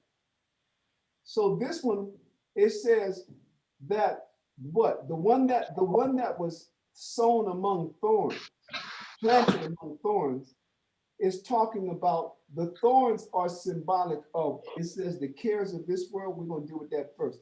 It's talking about what? All things non-related to this world, Rob. If your parents ain't in this truth, then they're what? The cares of this world. If your woman then took the kids and she's no longer here, brother, that's the cares of this world. It's talking about all of these things that would challenge your time and attention to go deeper into the word. Your time and attention, some people, the cares of this world is your job. Ain't everybody, but some people it is. Because why? Because if that's what's hindering you from being able to get to the class and be prepared for the Lord's coming out, that's the care of this world. It says, and the deceitfulness of riches. You got brothers that always think that there's an easier way to do something. And that's not so. Yeah, listen, there is an easier way, but the Most High, show me where the Most High said he worked with the easy way. And I can show you where he said he do not. Where he says straight is the gate, which means difficult. And there be few that go thereby. But what does it say? Broad is the path. Wide is the gate and broad is the path that leadeth to destruction, and there be many that go by.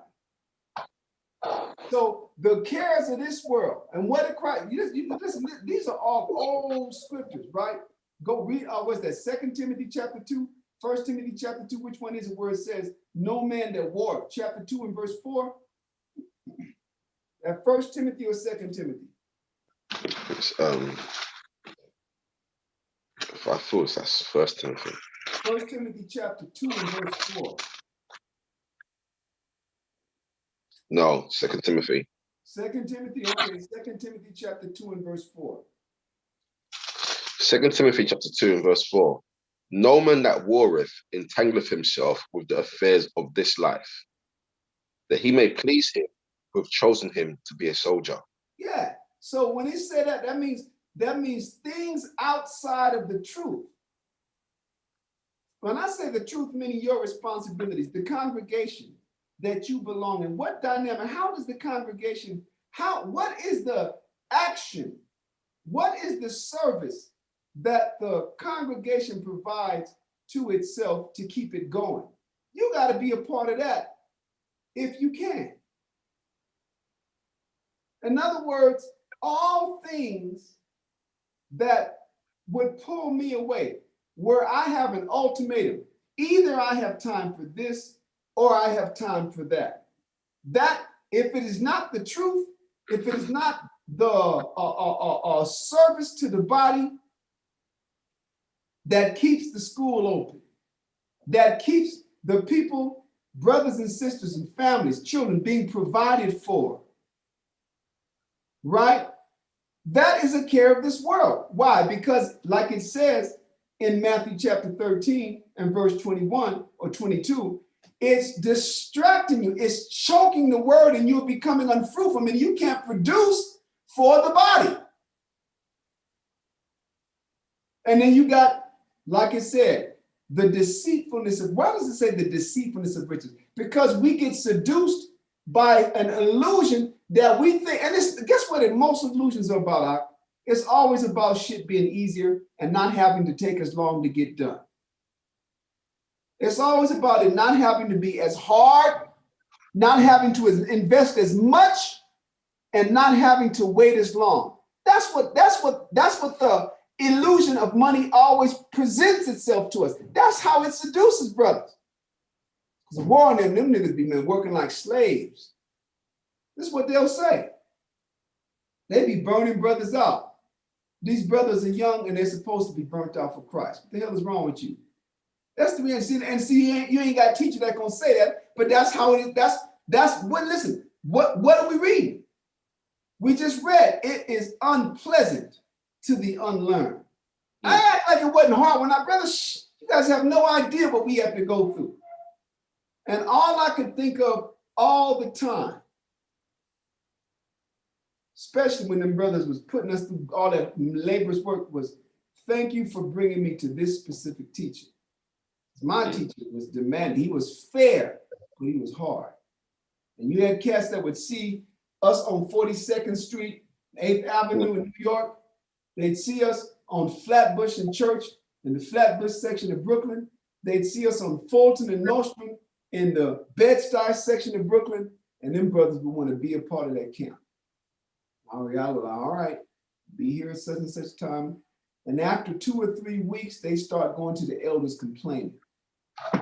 Ariana, he asked, trying to get Ariana to water the shit down on Yatazar. Trying to get him to make it a little easier. No, then he would say, go join that other camp. That's what they're for. That's how he would roll. And the Most High showed me in that I had to be like that, but as time would move forward, I would have to be even more intense because the times would bring more perilous circumstances, and they have. And that's what young men are for. So you have other cats that's gonna placate and pacify. No, I don't have to be there. Where are they now? What happened to the school? What happened to the business? What happened to the home? That's what happens when you placate and water things down, y'all. That's the man that knew the word, didn't do it, and built his house on sand. And so when the winds and the waves hit, it fell, and great was the fall of it. That's the reality. I mean, does that go ahead? Yeah, it just reminds me of, when people are, because really what the scripture's talking about, is to achieve mastery is basically Right. what we're trying to do here. We're trying to gain mastery, within the spiritual realm. Keep going. But just like how in the world of sports or academia, but more so, I think the world of sports, to gain mastery in whether it's basketball, whether it's baseball, whatever sport you're talking about, or like I said, or even in the corporate world, it's hard. No one gets to the top. You know, the likes of Michael Jordan, you know, LeBron, all these other guys. It wasn't easy for them. You know, they had to put some serious work in. You know, you often hear people in the world, you know, talking about, you know, blood, sweat, and tears. It's the same in the spirit. It's as if we come into the truth and we think, oh, it's going to be so easy to gain mastery of the spirit. It's going to be so easy, you know, to gain the Most High's attention and to become this wise person. That just shows how crazy we are. That just shows how deluded we are. To think that it's gonna it would be easier to make it in the world of sports and all that foolishness than to make it in the spiritual realm and to inherit the kingdom. You know, the scriptures talk about, you know, the weakest one amongst us being like David. And that's no small feat. But we think, oh, we're just going to come into the truth and give the bare minimum. Like, it's disgusting. It really just thinking about Israelites and our mindset. It can be just so frustrating because it's just complete foolishness. And then we don't want to accept that. And the thing, we're reading it throughout the scriptures, as Carl mentioned about the straight gate. But the way the Most High has created this dynamic is that it has to be hard. You have to work hard. And as Carl mentioned, as a young man, you have the energy, you have the strength to put that work in. What's lacking is the desire. Because as I said, many of us are that second and that third seed. We don't have the desire to give ourselves because of the cares of this world. As Carl mentioned, we're thinking about, you know, our friends, we're thinking about our families, you know, what they think about me. We're thinking about, oh, I could be going to, you know, to this place, that place. I could be doing this, you know, in this time, as opposed to being in class. You know, we're thinking about, oh, I could be, you know, buying this. I could be dressing in this. You know, it's just, you know, also it's that the pride, the ego. Then, like as I said, then as Carl mentioned, the deceitfulness of riches. We're thinking about, oh, you know, people are talking about having this car, living this lifestyle. Then, you know, we want that. But then the scriptures talk about, you know, friendship with the world is enmity with the Most High. Ultimately, we're rejecting the Most High. Ultimately, we're telling the Most High that we love the world and all this foolishness more than Him. We love our family members who have clearly rejected the Most High, which is why they're not in this place. But we're telling the Most High we love them and how they feel more than Him and how He feels. You know? And for me, it's like I said, it's to think that you're gonna achieve this without putting any work in. Like I said, to me, that's just that like I said, it's about just being humble in this, really, ultimately. Because you've got people that never achieve mastery in the world in any given field, who are mediocre in the world. Then they come into the truth, and because they've never strived for mastery, they don't understand what it takes to be great at anything. And so they come into the truth thinking, oh, they can still give their mediocrity. And then when you're trying to tell them, nah, that's not how it works over here. Then they want to get an attitude. Then they want to start rebelling, start revolting, start creating problems in the camp, start getting in people's ears. It don't have to be this hard. Right, and then that's the biggest thing they do. I want you to continue. They get inside people's ears. They're always whispering, because when they make their move, they never go alone. Never. Yeah. Never. Yeah. Anyway, go ahead. It's wicked. But the thing is that, and that's why I always say, you know, what Carl Cobb mentioned earlier, that really our goal, you know, as for you guys in the camp and young people, is your goal is really to help a war achieve his goal. That's really their goal. That's their job. That's their responsibility. That's why they're there, to help him do his job. And that's how they learn that job. It's called apprenticeship in the world. Exactly. One of these days, you're gonna own the mechanic. You're gonna own the shop. All of these great CEOs of these corporations, you'd be surprised where they started off. Listen, the ones who are 3 and 4 generations, you walk into a lobby and you see great granddaddy, daddy, and son. The only reason why they got them 4 generations of CEOs is because everyone started his son at the bottom and made him claw his way to the top. So that by the time the father was ready to retire and go on vacations with his wife, what happens? And enjoy his grandkids, he knows that his son knows every square inch of the operation of that enterprise. And so he knew it so well that he built upon it. And then the 3rd generation comes and do the same. That's how you learn it. You have to start and you have to serve. These men don't treat their sons like heirs. They treat them like the scriptures say. An heir is treated like a servant. And your job is to come in and serve, huh? Yeah. And it's, you know what I'm saying? It's not your goal. It's your job. That's why you got called. And in the process, you learn how to do it. Yeah. That's how it happens. The process. I'm sorry. Continue on, Yatazar. 100%. You know, I remember when we had the store, and I was, you know, I remember there was one time I was saying to Rosh, I was like, yeah, I can't remember exact words. He did remind me of what I said, but it was along the lines of what you're saying. You know, I saw it crystal clear back then that was my duty, just to serve. And I was like, I'll do this for the rest of my life. You know, if that's what's required, because you have to. The only way I can describe it is you have to have that singleness of heart. It's what the scriptures talk about, either being, you know, hot or cold. You know, this 3rd seed is really describing someone that's lukewarm. You're not fully in. Your mind isn't fully there. Right. You know, your mind is thinking about, you know, these other things, whether it's, like I said, what the family members are going to think and all this other stuff.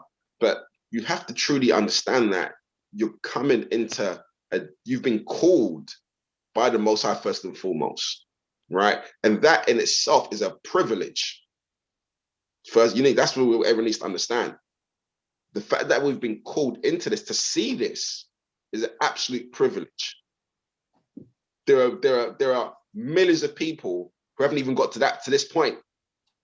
They're that first seed. Huh. So we've got first of all be grateful to the Most High that He opened our eyes and our minds to this, rather than thinking, right, that we're entitled to this and everything else. Let me read this for you, Art. This is Colossians chapter 3 and verse 22. You said something so important: singleness of heart. Your heart is your mind. Single means one. That means your mind is on one thing only. Yeah. And if it is on anything else, you are, by virtue of distraction, lukewarm. Yeah. Colossians chapter 3, verse 22. Go ahead. I'm going to read it on the exercise. Servants, obey in all things your master. Now, the Most High, this is called because it says masters, and we don't like that word, nigga. I ain't nobody's my master. A master is a teacher. Back in the old days, they called them a schoolmaster, and the Bible tells you that. The Bible tells you that's what the law was. It was a schoolmaster to lead us to Christ. Now, I remember watching, back in the day, watching the old shows, way back in the Little Rascal days, where the niggas would take their books and wrap them up in a belt or a strap or something. The teacher was called a schoolmaster then. So when it says servants, now that's what you are. That's what we are. That's what, listen, if your job is, and you're there to serve one another. How do you serve one another right now? Helping a war, and Shamshuan and Dawah do their job. That's the reality of it. And Shamshuan's sole objective, purpose for being there, and therefore for living, is to help Amayatazah, to help a war do his job. And that's how he's going to learn it. That's how, let me say this. That's how a war learned it. A war learned it by being the number 2 man, and his job was to help Barnabas do his job. And he did a great damn job, because had he not, it would have fallen. It would have fallen completely. Yes, I'm the answers up. Do you know what's interesting? Do you know what's interesting? How when I don't know, obviously I don't know what their minds, but I imagine there are some people that may be having issues with this concept of their responsibility is to help a ward do his job. That's and too damn bad. Go ahead. Exactly. But for those people, what they don't realize is when they were in the world, when they had the job, what they were doing was helping the white man, right, or whoever owned that business, get rich. That's all it was. While you accepted minimum wage and no vacation. Exactly. He was working you mad hard and paying you the bare minimum to keep you coming back. He pay you only what the law said he got to give you. Exactly. But and ultimately, you know what? And you be afraid to lose that nothing of a job. Exactly. But ultimately, you were given your all to make him richer, out of the fear of losing that job. And guess what you got? You got the Employee of the Month plaque. Exactly. And so now the Most High. That's how evil we are. Yep, exactly. Then we come here and don't want to do this for the Most High. And we say we do it for the Most High. So what it really comes down is we don't want to do it for each other. Because if the Most High was sitting here, we do it for him. Of course, after having burnt the fuck up in his presence. You know what I'm saying? Like, Most High don't need you doing nothing for him. You need him doing everything for you. And so here I'm a Yetazah. Servants obey in all things your masters. Listen to this. According to the flesh. Not with eye service, meaning doing it whenever he's around, doing it when you're being watched, when you're being examined. Not with eye service as men pleasers, but in singleness of heart. That means your whole focus is that. Now, here's the question. In your trajectory of development, each man sitting there, each sister sitting there, what responsibility are you going to, in singleness of your heart, assume to help a ward do his job? That's what it comes down to. It comes down to, what am I going to be responsible for that will help him do what he got to do? That's what it comes down to. Listen, it's as simple and basic as that. Who's responsible for what? Okay, see to it that get done. Really, that's all it is to it. I want you to add to this. I'm going to read this one more time on the Yetazah. Servants obey. Matter of fact, servants obey in all things your masters according to the flesh, not with eye service as men pleasers, but in singleness of heart, fearing the Most High.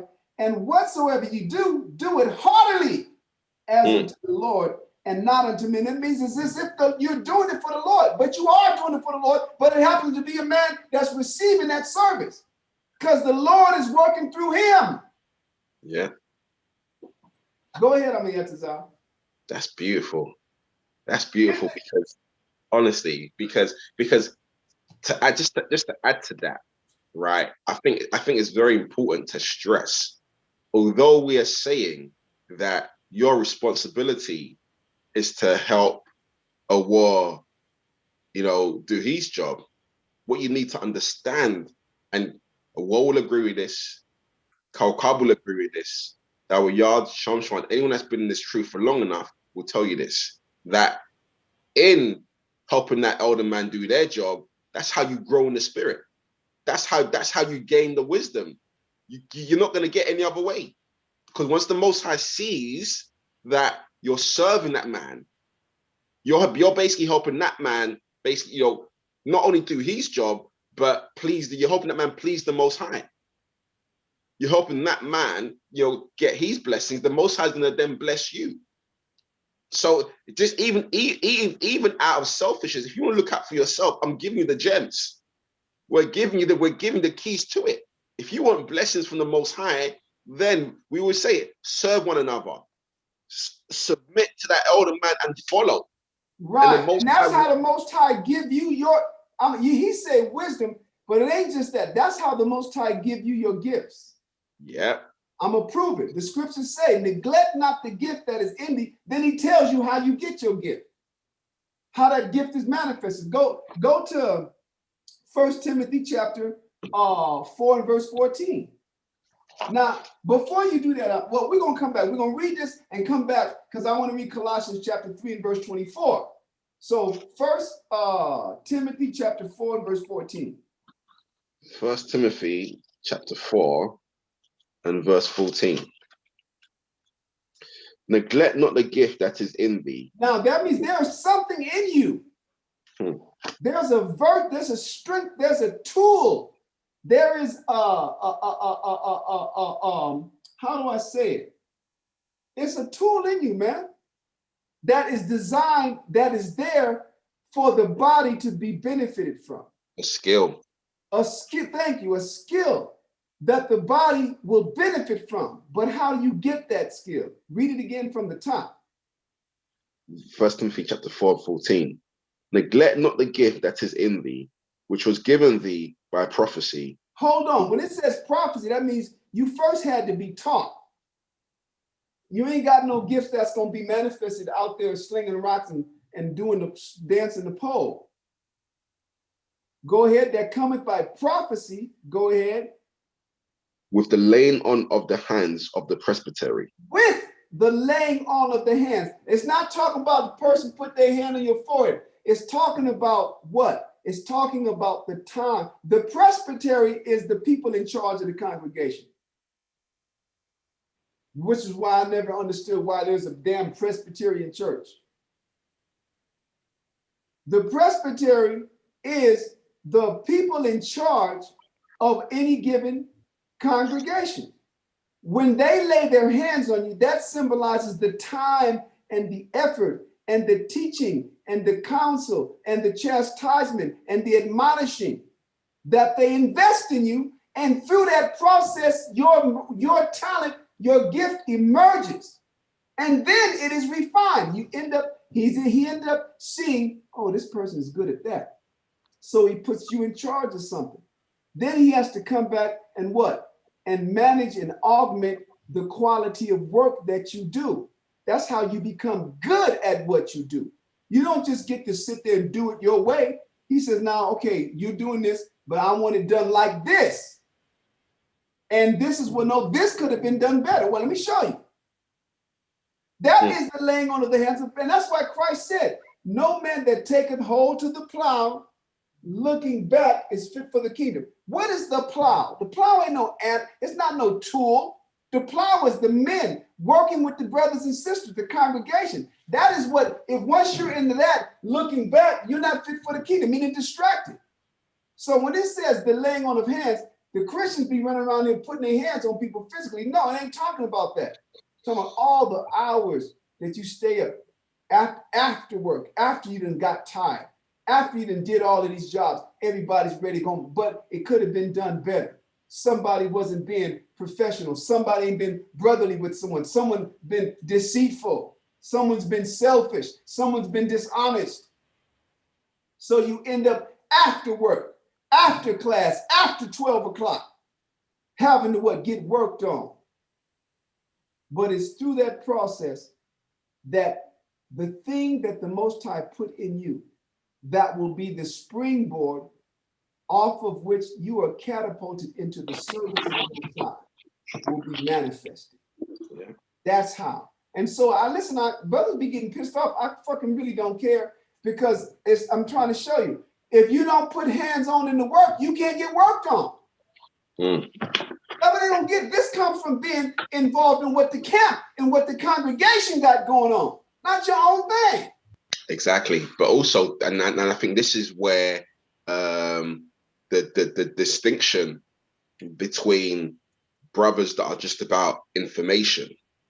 Well, let me set this up. There are brothers and sisters who the Most High help like that. I'm targeting the ones who crystal clear could do more but won't. They got their own little bitty private little kingdom and it's comfortable. but they could be given more. Brother, there's never going to be a congregation where now I shouldn't say never, because that's how it was when I came in. Everybody was hands-on, but then let me put it like this. There were always that one, two, maybe three that wasn't, and they were always the elements of distraction, the elements of controversy, the elements of cause for leading brothers astray, always, but they were always there. There's always cats that don't, and they're no less Israelites. I'm talking about the ones that could be in there. They're not obligated by nothing else, but they don't want to because they what? Because that's not their thing. Go ahead, that's who you're getting ready to talk about. Yeah. Well, the thing is, I remember, when I first came into the truth, right? And obviously in a different country, it's a whole different world in terms of like all these the scriptures, the store, just the whole lifestyle was very different to playing some professional football and not being into the scriptures. I was in the streets, then I come to Guatemala and it was just different. And for the first few months, just being completely transparent, they were obviously, and with anything, you're checking it out. You're like, okay, you're not really giving your all. You're observing, you're learning, But then at some point, it hit me that you just gotta let go. Just give yourself over to this, And from that point, that's when things started changing. That's when the growth started occurring. That's when the Most High started to work through me. Is when I said to myself, you know what? I'm just letting go. And when I say letting go, I'm talking about letting go of the fear. The fear of what if, the fear of that they might break my spirit. I've been hurt before. I'm afraid to give myself over just in case they take advantage of me. Then let go of the doubt. Oh, okay, so what if I do this? What if I give up my job and then I come in and I'm doing this? What if it doesn't work? What am I gonna do afterwards? It's either you believe and you trust in the Most High, or you don't. Ultimately, that's what you're showing the Most High. If you can do more, you're choosing to not do more for whatever reason. Right. Because one thing, honestly, but the thing we say this anyway, just in life generally, where you often people talk about, when you're afraid of something, to step into it. And so a lot of us are true. I've always said we're fearful, and it's not that good fear of the Most High. We don't trust the Most High. That's really what it is. We don't trust the Most High, and we're just full of fear. Well, the fear, what I, in my experience, have learned, the fear that have kept men back has always been the fear of loss. It's always been that. Listen, even if it was just the loss of your personal time. Yeah. The loss of getting to be that secretive little brother, secretive little man that only let people know what he wants them to know or think about them, or who wants to control the narrative on how he's perceived.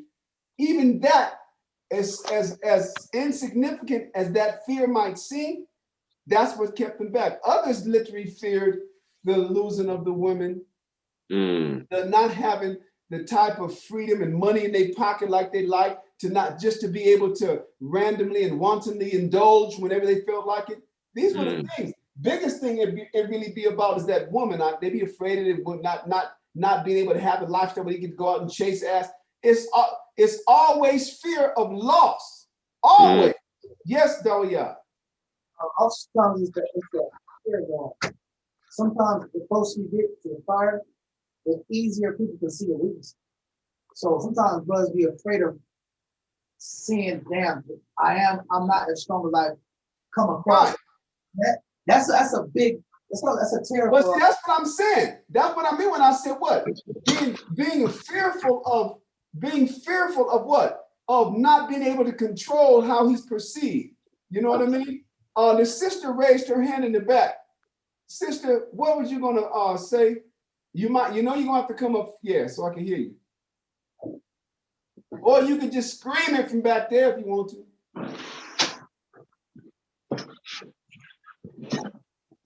I had a question.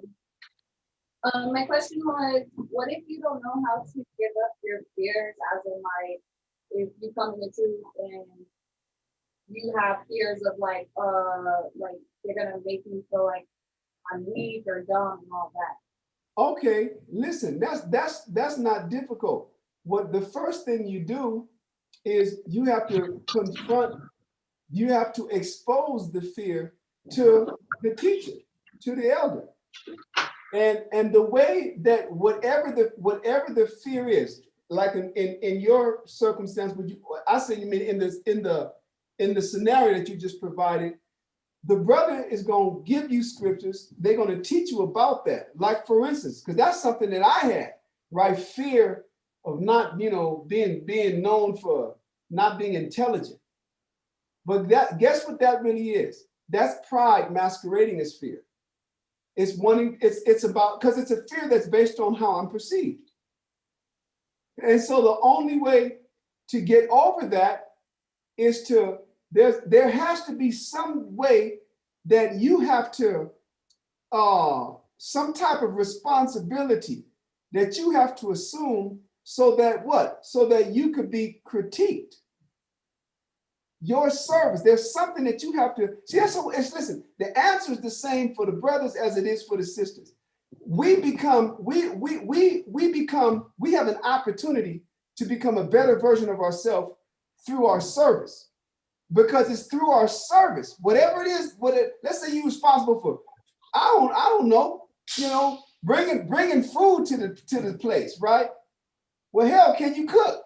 That's in other words, I'm just using that as a scenario. Brother's gonna criticize your food, man. She putting up salt, and then are you gonna take that personal? Are you gonna be hurt? As the brother's saying you can't cook? No, they're saying you could use a little bit more salt. In other words, there is a service that we provide that the Most High always uses to show us where we're lacking. And so the teachers show us where we're lacking.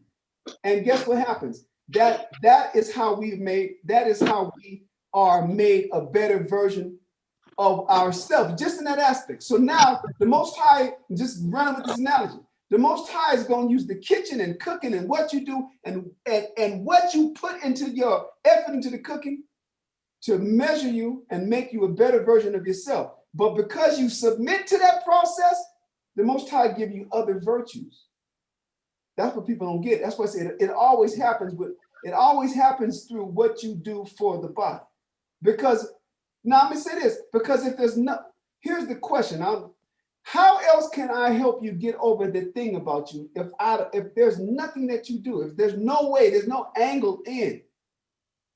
You know what I mean? Or you might, listen, it might have, let's say it revolves around, I don't know if you're married or not, but if it revolves around your husband, then he would be that source. He would be that, quote, master. He would be that element through whom the Most High would introduce your refining process. You know what I mean? But yeah, and so that's what would happen. It's always going to be through some job, some service, some responsibility. The brothers know what I'm saying. Like, let's say, I don't know what they've had to deal with, but I know one of the things are going to have to be that you guys are addressing on how you deal with clients and customer service. You know what I mean? How you treat people. In other words, any service that you render to the body is subject to scrutiny. But it's through the scrutiny that the Most High begins to take your experience and make it personal to work on you. But when you show him consistently and submit, there are so many other things that you get that you can't even put words to it. Talking about other qualities and strengths that you get, because it's the process that got to get underway. I hope I'm helping you out and answering your question. Is there more? Okay, what's your name, sister? I can't hear you. Dara? Tiara. Oh, Tiara. Tiara with a K. Okay, you know, it's not Kiara. All right, Kiara. We would say Kiara. And what was the question? My question was, what if you don't know how to give up your fears, such as feeling some type of way when people are, I guess, into you? What? I didn't hear. Listen, she was, in other words, how do you give up your fear in people perceiving you like as not being as intelligent or not being smart? And I was telling her that fear is really pride masquerading as fear. Exactly. But the thing is, but the thing, what you're going to find also is that, how can I describe it? Everyone without this knowledge is unintelligent. Right.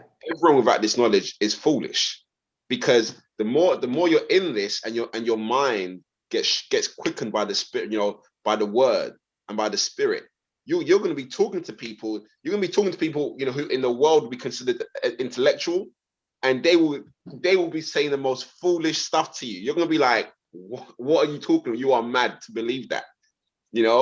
They say so. So don't ever think that, because someone has, these academic qualifications, that they're intelligent, maybe by worldly standards. Or that you don't have them. Exactly. If you don't have those, those qualifications, let me tell you this: there's no one more intelligent, there's no one more wise than a person that's looked in the spirit of the Most High. That's the measure right there. Let me say this. I'm sorry. Well, go ahead and finish your point. I'm going to make mine afterwards. Yeah, I remember when I came into the truth, Carl was checking my every word. I couldn't say a word without getting blazed up. I thought I was so deep. I thought I was so intelligent, because obviously I got a degree. Do you know what I'm saying? Got a good grading with my degree. Do you know what I'm saying? So I'm thinking, yeah, I know some stuff. Carl was telling me, don't come to me that nigga wisdom. Do you know what I'm saying? Don't come with that street shit. Like, if I thought I was so deep, then I had to just humble myself and say, you know what? I know nothing. But he knows I would cut him up hard, and then I would show him why. I would prove him the reasoning in the scripture. Yeah. So let me say this first of all. This is what's true about all of us in the world. Everybody is foolish. Everybody is stupid to a great degree. I'm going to tell you why. Because all we ever have invested in us, this is what Esau teaches in the world. The only thing that's important is whatever you're trained to do that results in paying your bills. Yeah. That's what everybody's measured by. Oh, what do you do? Oh, I'm a such and such. Oh, I'm a such and such. But that ain't how you learn how to be a decent person. You learn how to be a decent person by serving a husband, by a man assuming responsibility for a household. That's what makes him fight to be a better father, a better man, a better brother. So we're taught. Esau puts all the emphasis on really what? Slave things, slave chores. And this is why you'll be hearing about professionals, millionaires, quadrillionaires, and their life is in shambles. That's why many actors are them drug addicts, always in and out of rehab. They're personally speaking, they ain't worth shit. But they can get up in front of a camera and pretend. Oh, I'm sorry, they call it acting. That's all that nigga doing is pretending, getting in front of a damn blue screen, acting like he's flying. That nigga ain't flying. That nigga didn't stop a train. I saw that nigga fall off a bicycle and cry like a bitch. But in the movies, he's putting his shoulder into a train and, handcuffed. But in real life, he's hand job, cock in the mouth. That's the reality. So listen, you see, when was the last time you seen Will Smith crying over Jada Pinkett screwing some 23-year-old dude? But in the movie, he's focused, right? He's always, looking good. He's Mike Lowry. But in real life, he's getting run by a dyke. You know why? Because Esau, and we've adopted this, having been under his tutelage for all of these centuries, they put all the emphasis in what you do to pay your bills. And that's not what defines a person. You learn character and quality by servitude. That's what teaches you, that's what gives you those finer qualities, and then you learn. The Most High give you the spirit. But so most people don't even know how to make, let's talk about this, sister. This is what's going to determine whether you're intelligent or not, is how you make, what decisions you make, and the processes that you went through that led you to that decision. That's what intelligence, listen, that's how intelligence is really what? Demonstrated and measured. Well, why did you do that? And the scriptures tell you, just like the tree, the fruit declare whether the tree has been dressed, so the trial of man is in his reasoning. Why do you do the way you do? Why do you eat like that, sister? Why do you dress like that? And you'll be able to tell somebody, listen, I'm worth more than gold. Yeah. And it's the truth. You'll be able to say, listen, because listen, and look at what the Lord did with gold. Look at what the Lord did with everything precious. He hid it and he made man work to be able to get it. And then once he get it, he got to refine it, make it into its final form. That's what a man have to be able to do with you. Yeah. And you know what? I love that. And so because of that, you make him wait. He don't get to see you. And you make him dig into your mind. But he got to gain your trust first.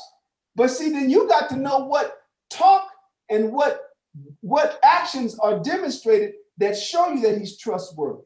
And the only way it could be done is through the truth. Ain't nobody in this world, the outside the doors is, you can't trust them for shit. You got to know that. And then you're gonna find out a lot of niggas in these doors, you can't trust them for shit. Excuse my language, but I'm talking to you like you're my sister, because you are.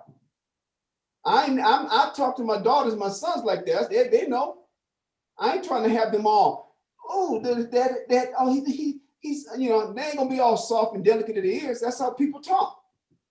But those things, sister, is what determine whether a person truly is intelligent. Then you got to ask the question, what is intelligence?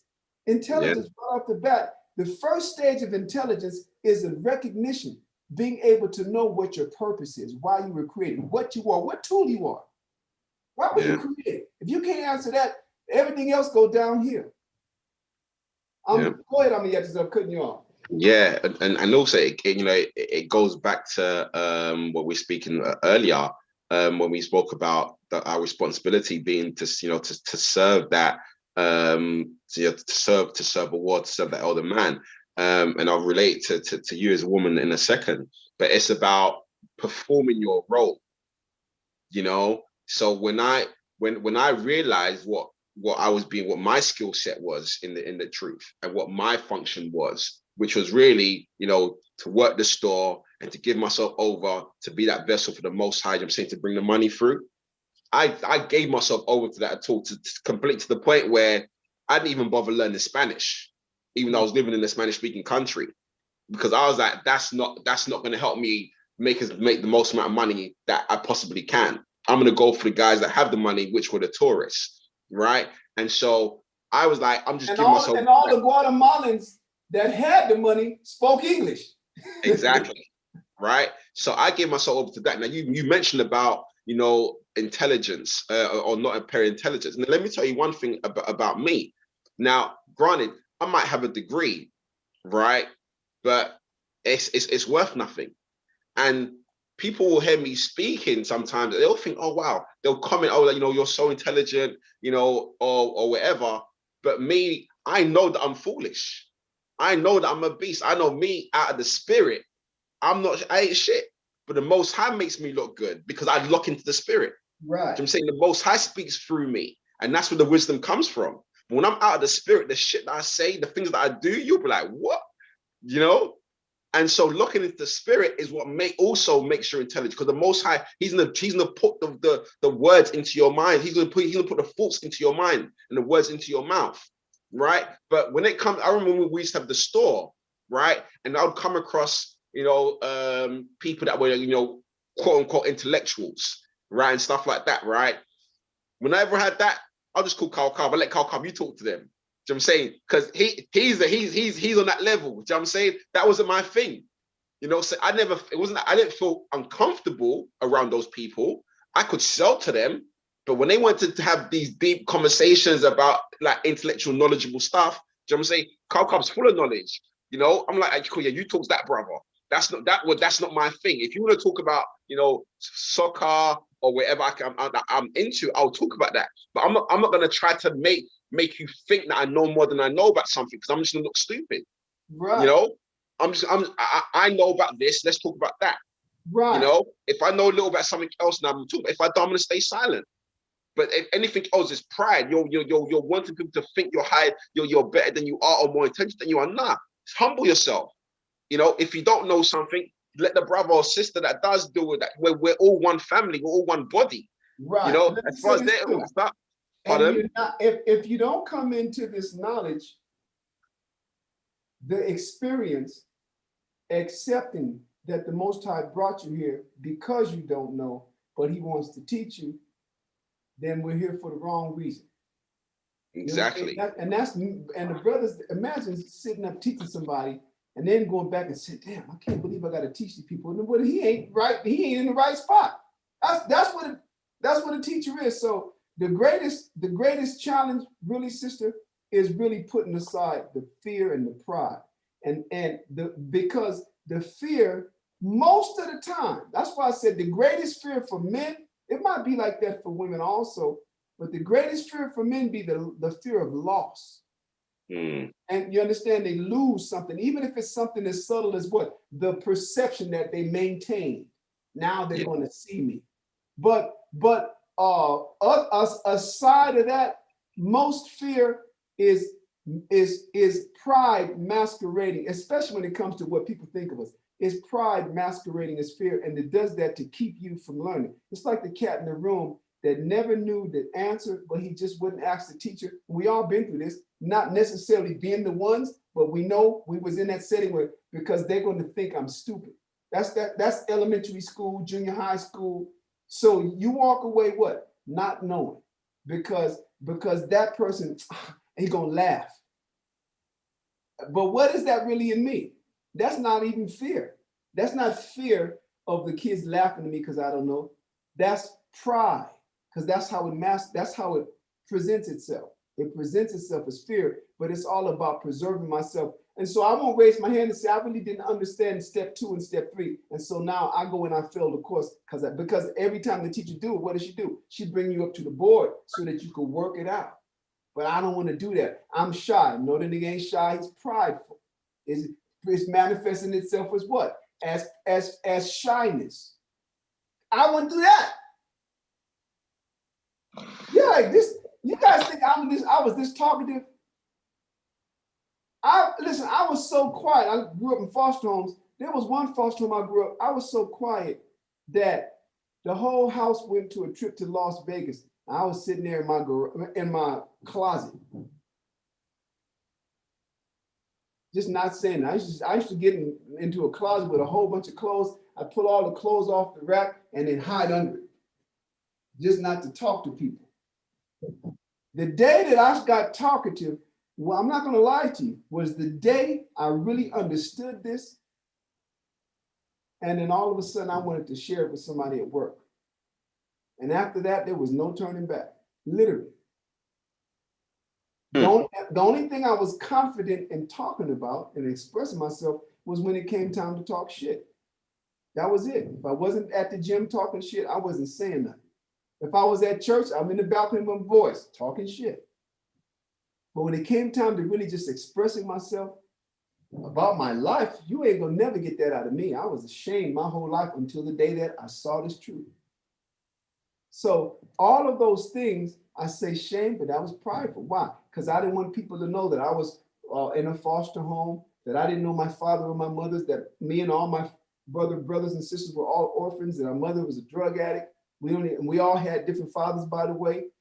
All of that, now that was pride describing itself, disguising itself as me being shameful. But I was what? I didn't want people to see me like that. I didn't want people to know that about me. So that was pride. It wasn't shame, but it was masquerading as shame. Now, because why would I say shame? Because what would be shame? What's shameful about that? Nigga, you didn't make your mama do drugs. You ain't the one, did you? You ain't the one that sold it. In other words, you were born in that condition. So what was that? That was pride. I didn't want people to know that about. I want them to think that I was something that I wasn't. And these are all the ways that pride masquerades itself. That's why I call it pride. And we're going to do a class on that. The chameleonic nature of pride. I say chameleonic as in a chameleon, because the chameleon, they can change to their environment and you won't be seeing it. because it be camouflaged. That's the pride in us. Sister be like, man, Cabo, okay, I just had that one question.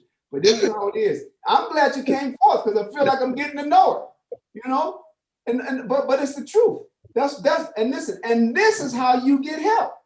Today, the presbytery laid their hands on you. That's what it means. I wanted to show you. That's going back to that verse. And because of this, you're more apt, if you act upon it, to what? For that gift to be manifested. Now imagine if you, through some level of responsibility, had this dynamic with a war in Shamshwan and Dawiyad. Watch how you would blossom. Yeah, you gotta be open. I'm telling you. Anyway, all right, sister, you know. But you know, next time you ask a question, it's coming. Thank you for your input.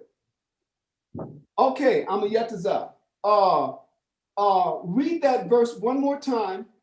First was it 1 Timothy chapter 4 and verse 14. Now I want you to go back to Colossians chapter 3 and verse 24. But we're gonna read it from 22 to 24 again, okay? Yeah. Go First ahead. Timothy chapter 4, verse 14. Neglect not the gift that is in thee, which was given thee by prophecy with the laying on of the hands of the presbytery. So that's how you get it. You get it by the teaching and then the time that the teachers invest in you specifically.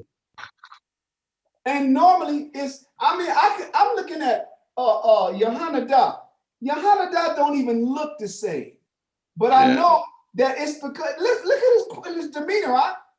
Totally different but from when I first met him. And it's all been on video. But you can see a different person, and I can tell you what it is. He submitted himself to a process where he has more time with the brothers. Am I wrong or right? He's even probably assumed some level of responsibility in the work that y'all do. But that's what builds, man, and you can see it. And the scriptures tell you, it says, wisdom maketh a man's face to shine. It's the truth. You can see it. Yeah. You can see it. You that can new see man. I mean, when we first got pulled in 2018, behind Bonabod leaving, you can see how much more my war have developed. He 100%. Don't got the same countenance. 100%, yeah. But that come by way of what? That come by way of investment, time, huh? And then what? Hands-on assuming of responsibility. You got to be drugged through the fire. And the Most High, that thing that I'm describing about y'all is the Most High. He called it his glory. Arise and shine. For thy light is come, and the glory of the Lord is risen upon thee. Darkness shall cover the whole earth, and gross darkness the people. But the light, the glory of the Most High shall be on thee. And you see it, you see it. Like I said, and that's what's real. And that's why the scripture said, don't neglect that. But what does it mean when it says neglect not the gift? It's not talking about the thing. He's talking about neglect not the process through which your gift is manifested, because you don't know it's there. It tells you what it come by way of the prophecy and the laying on of the hands of presbytery. That means what? It means don't neglect that dynamic. It's telling you do not neglect giving yourself over to what? To the dynamic that puts you in the presence of the presbytery. So I'm a Yetazah. Go from there. Is that the end of that verse? Yeah. Go back to Colossians 3 and start off at verse 22, and you're going to read to 24. This is showing, listen, and from here, that means next week, we're going to continue with manning up in Christ. But what type of man was Christ? Because that's the type of, let me say this, we're going to go next week after this into what? Into manning up from the level of servitude. That's it. Because that's what we've been called. It tells you Christ, who had the majesty of the Most High on the right-hand side.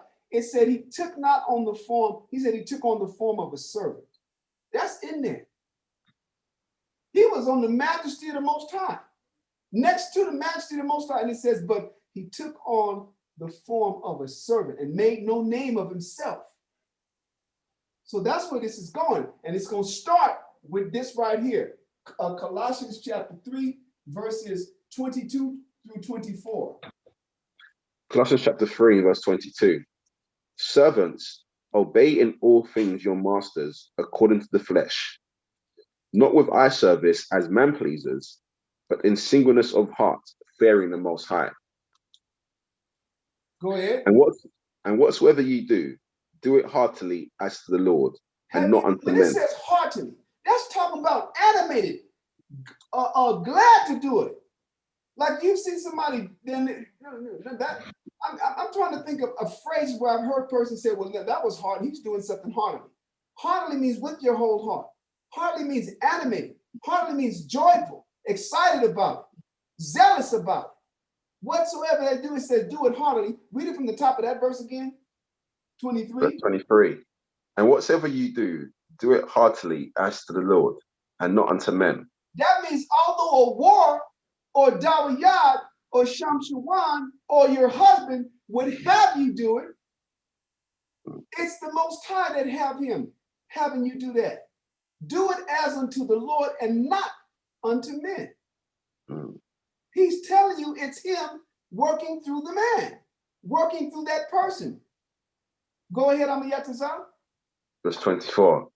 Knowing that of the Lord you shall receive the reward of the inheritance. See that? For you serve Knowing the Lord. of the Lord, you shall receive the reward of the inheritance. Go ahead. For you serve the Lord Yahushai. See that? But who is he working through there? He's working through a war. Simple and plain. And whoever the number 2 man is, Shamshawan, Shamshawan's job is to serve a war entirely.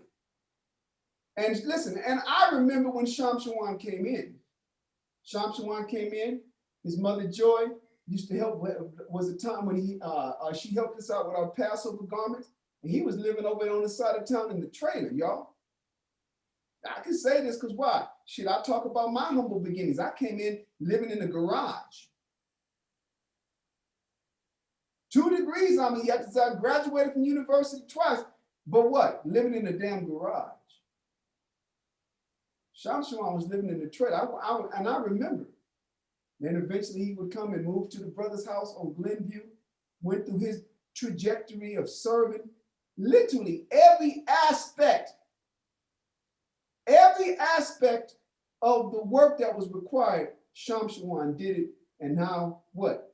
He's next to be the steward. And it's going to be all of y'all's job and responsibility to serve and to help him do his job. Then it will be Dawiyat, unless something happened where a war on them decide and they open up another camp. That's how it's done. We learn how to do this by serving entirely. And our reward is the Most High includes us in on that inheritance. And that inheritance is to be made like Christ. Read that verse one more time and we're done. Verse 24. Colossians 3, verse 24. Knowing that of the Lord you shall receive the reward of the inheritance, for you serve the Lord Yahushai. Yeah, that's who we serve. Now, might as well catch that last verse because we got to know what happens if we don't. Go ahead. Verse 25. But he that doeth wrong shall receive for the wrong which he have done, and there is no respect of persons. Hey, listen, this is what you're going to see. The Most High is still not done judging and punishing and rewarding for the good or the evil. So in this trajectory of learning how to serve, it's going to show you, let me say this, you're also being equipped to properly scrutinize, to properly measure your stewards. Why do I say that? Don't act like I'm not going to pretend like you're here and then they're not under some form of scrutiny, like they're not supposed to be watched. They hear the Most High tell us in the book of Acts how they're not lords. They've been put over as stewards over the Most High's inheritance. So that means there's a way we got to walk. The decisions made, the efforts invested, the money, the time, it can't revolve around us. It have to revolve around the needs of the body. And you guys, this congregation, y'all been through that already. You've been through elders and shepherd where everyone else was, everything else was squandering, but this man's house keeping afloat. That's wrong. When the blessings come in, I know I should teach this all the time. The objective is to strengthen the entity that the body depends on. not the shepherd in charge. So in reading the scriptures and finding out how we're supposed to serve, inadvertently and actually intentionally, we're going to also find out how Awar and Shamshuan and Dawiyat are supposed to serve. Because they're serving the Lord and serving you. They're your servants, believe it or not. That's why Paul said, though I be free from all men, I am made a servant unto all men. So this is how we man up in Christ and assume responsibility for what the Most High is put in our hands, so we can go through what we need to go through to be prepared for what's coming. Shalom, brothers and sisters. See y'all next Friday.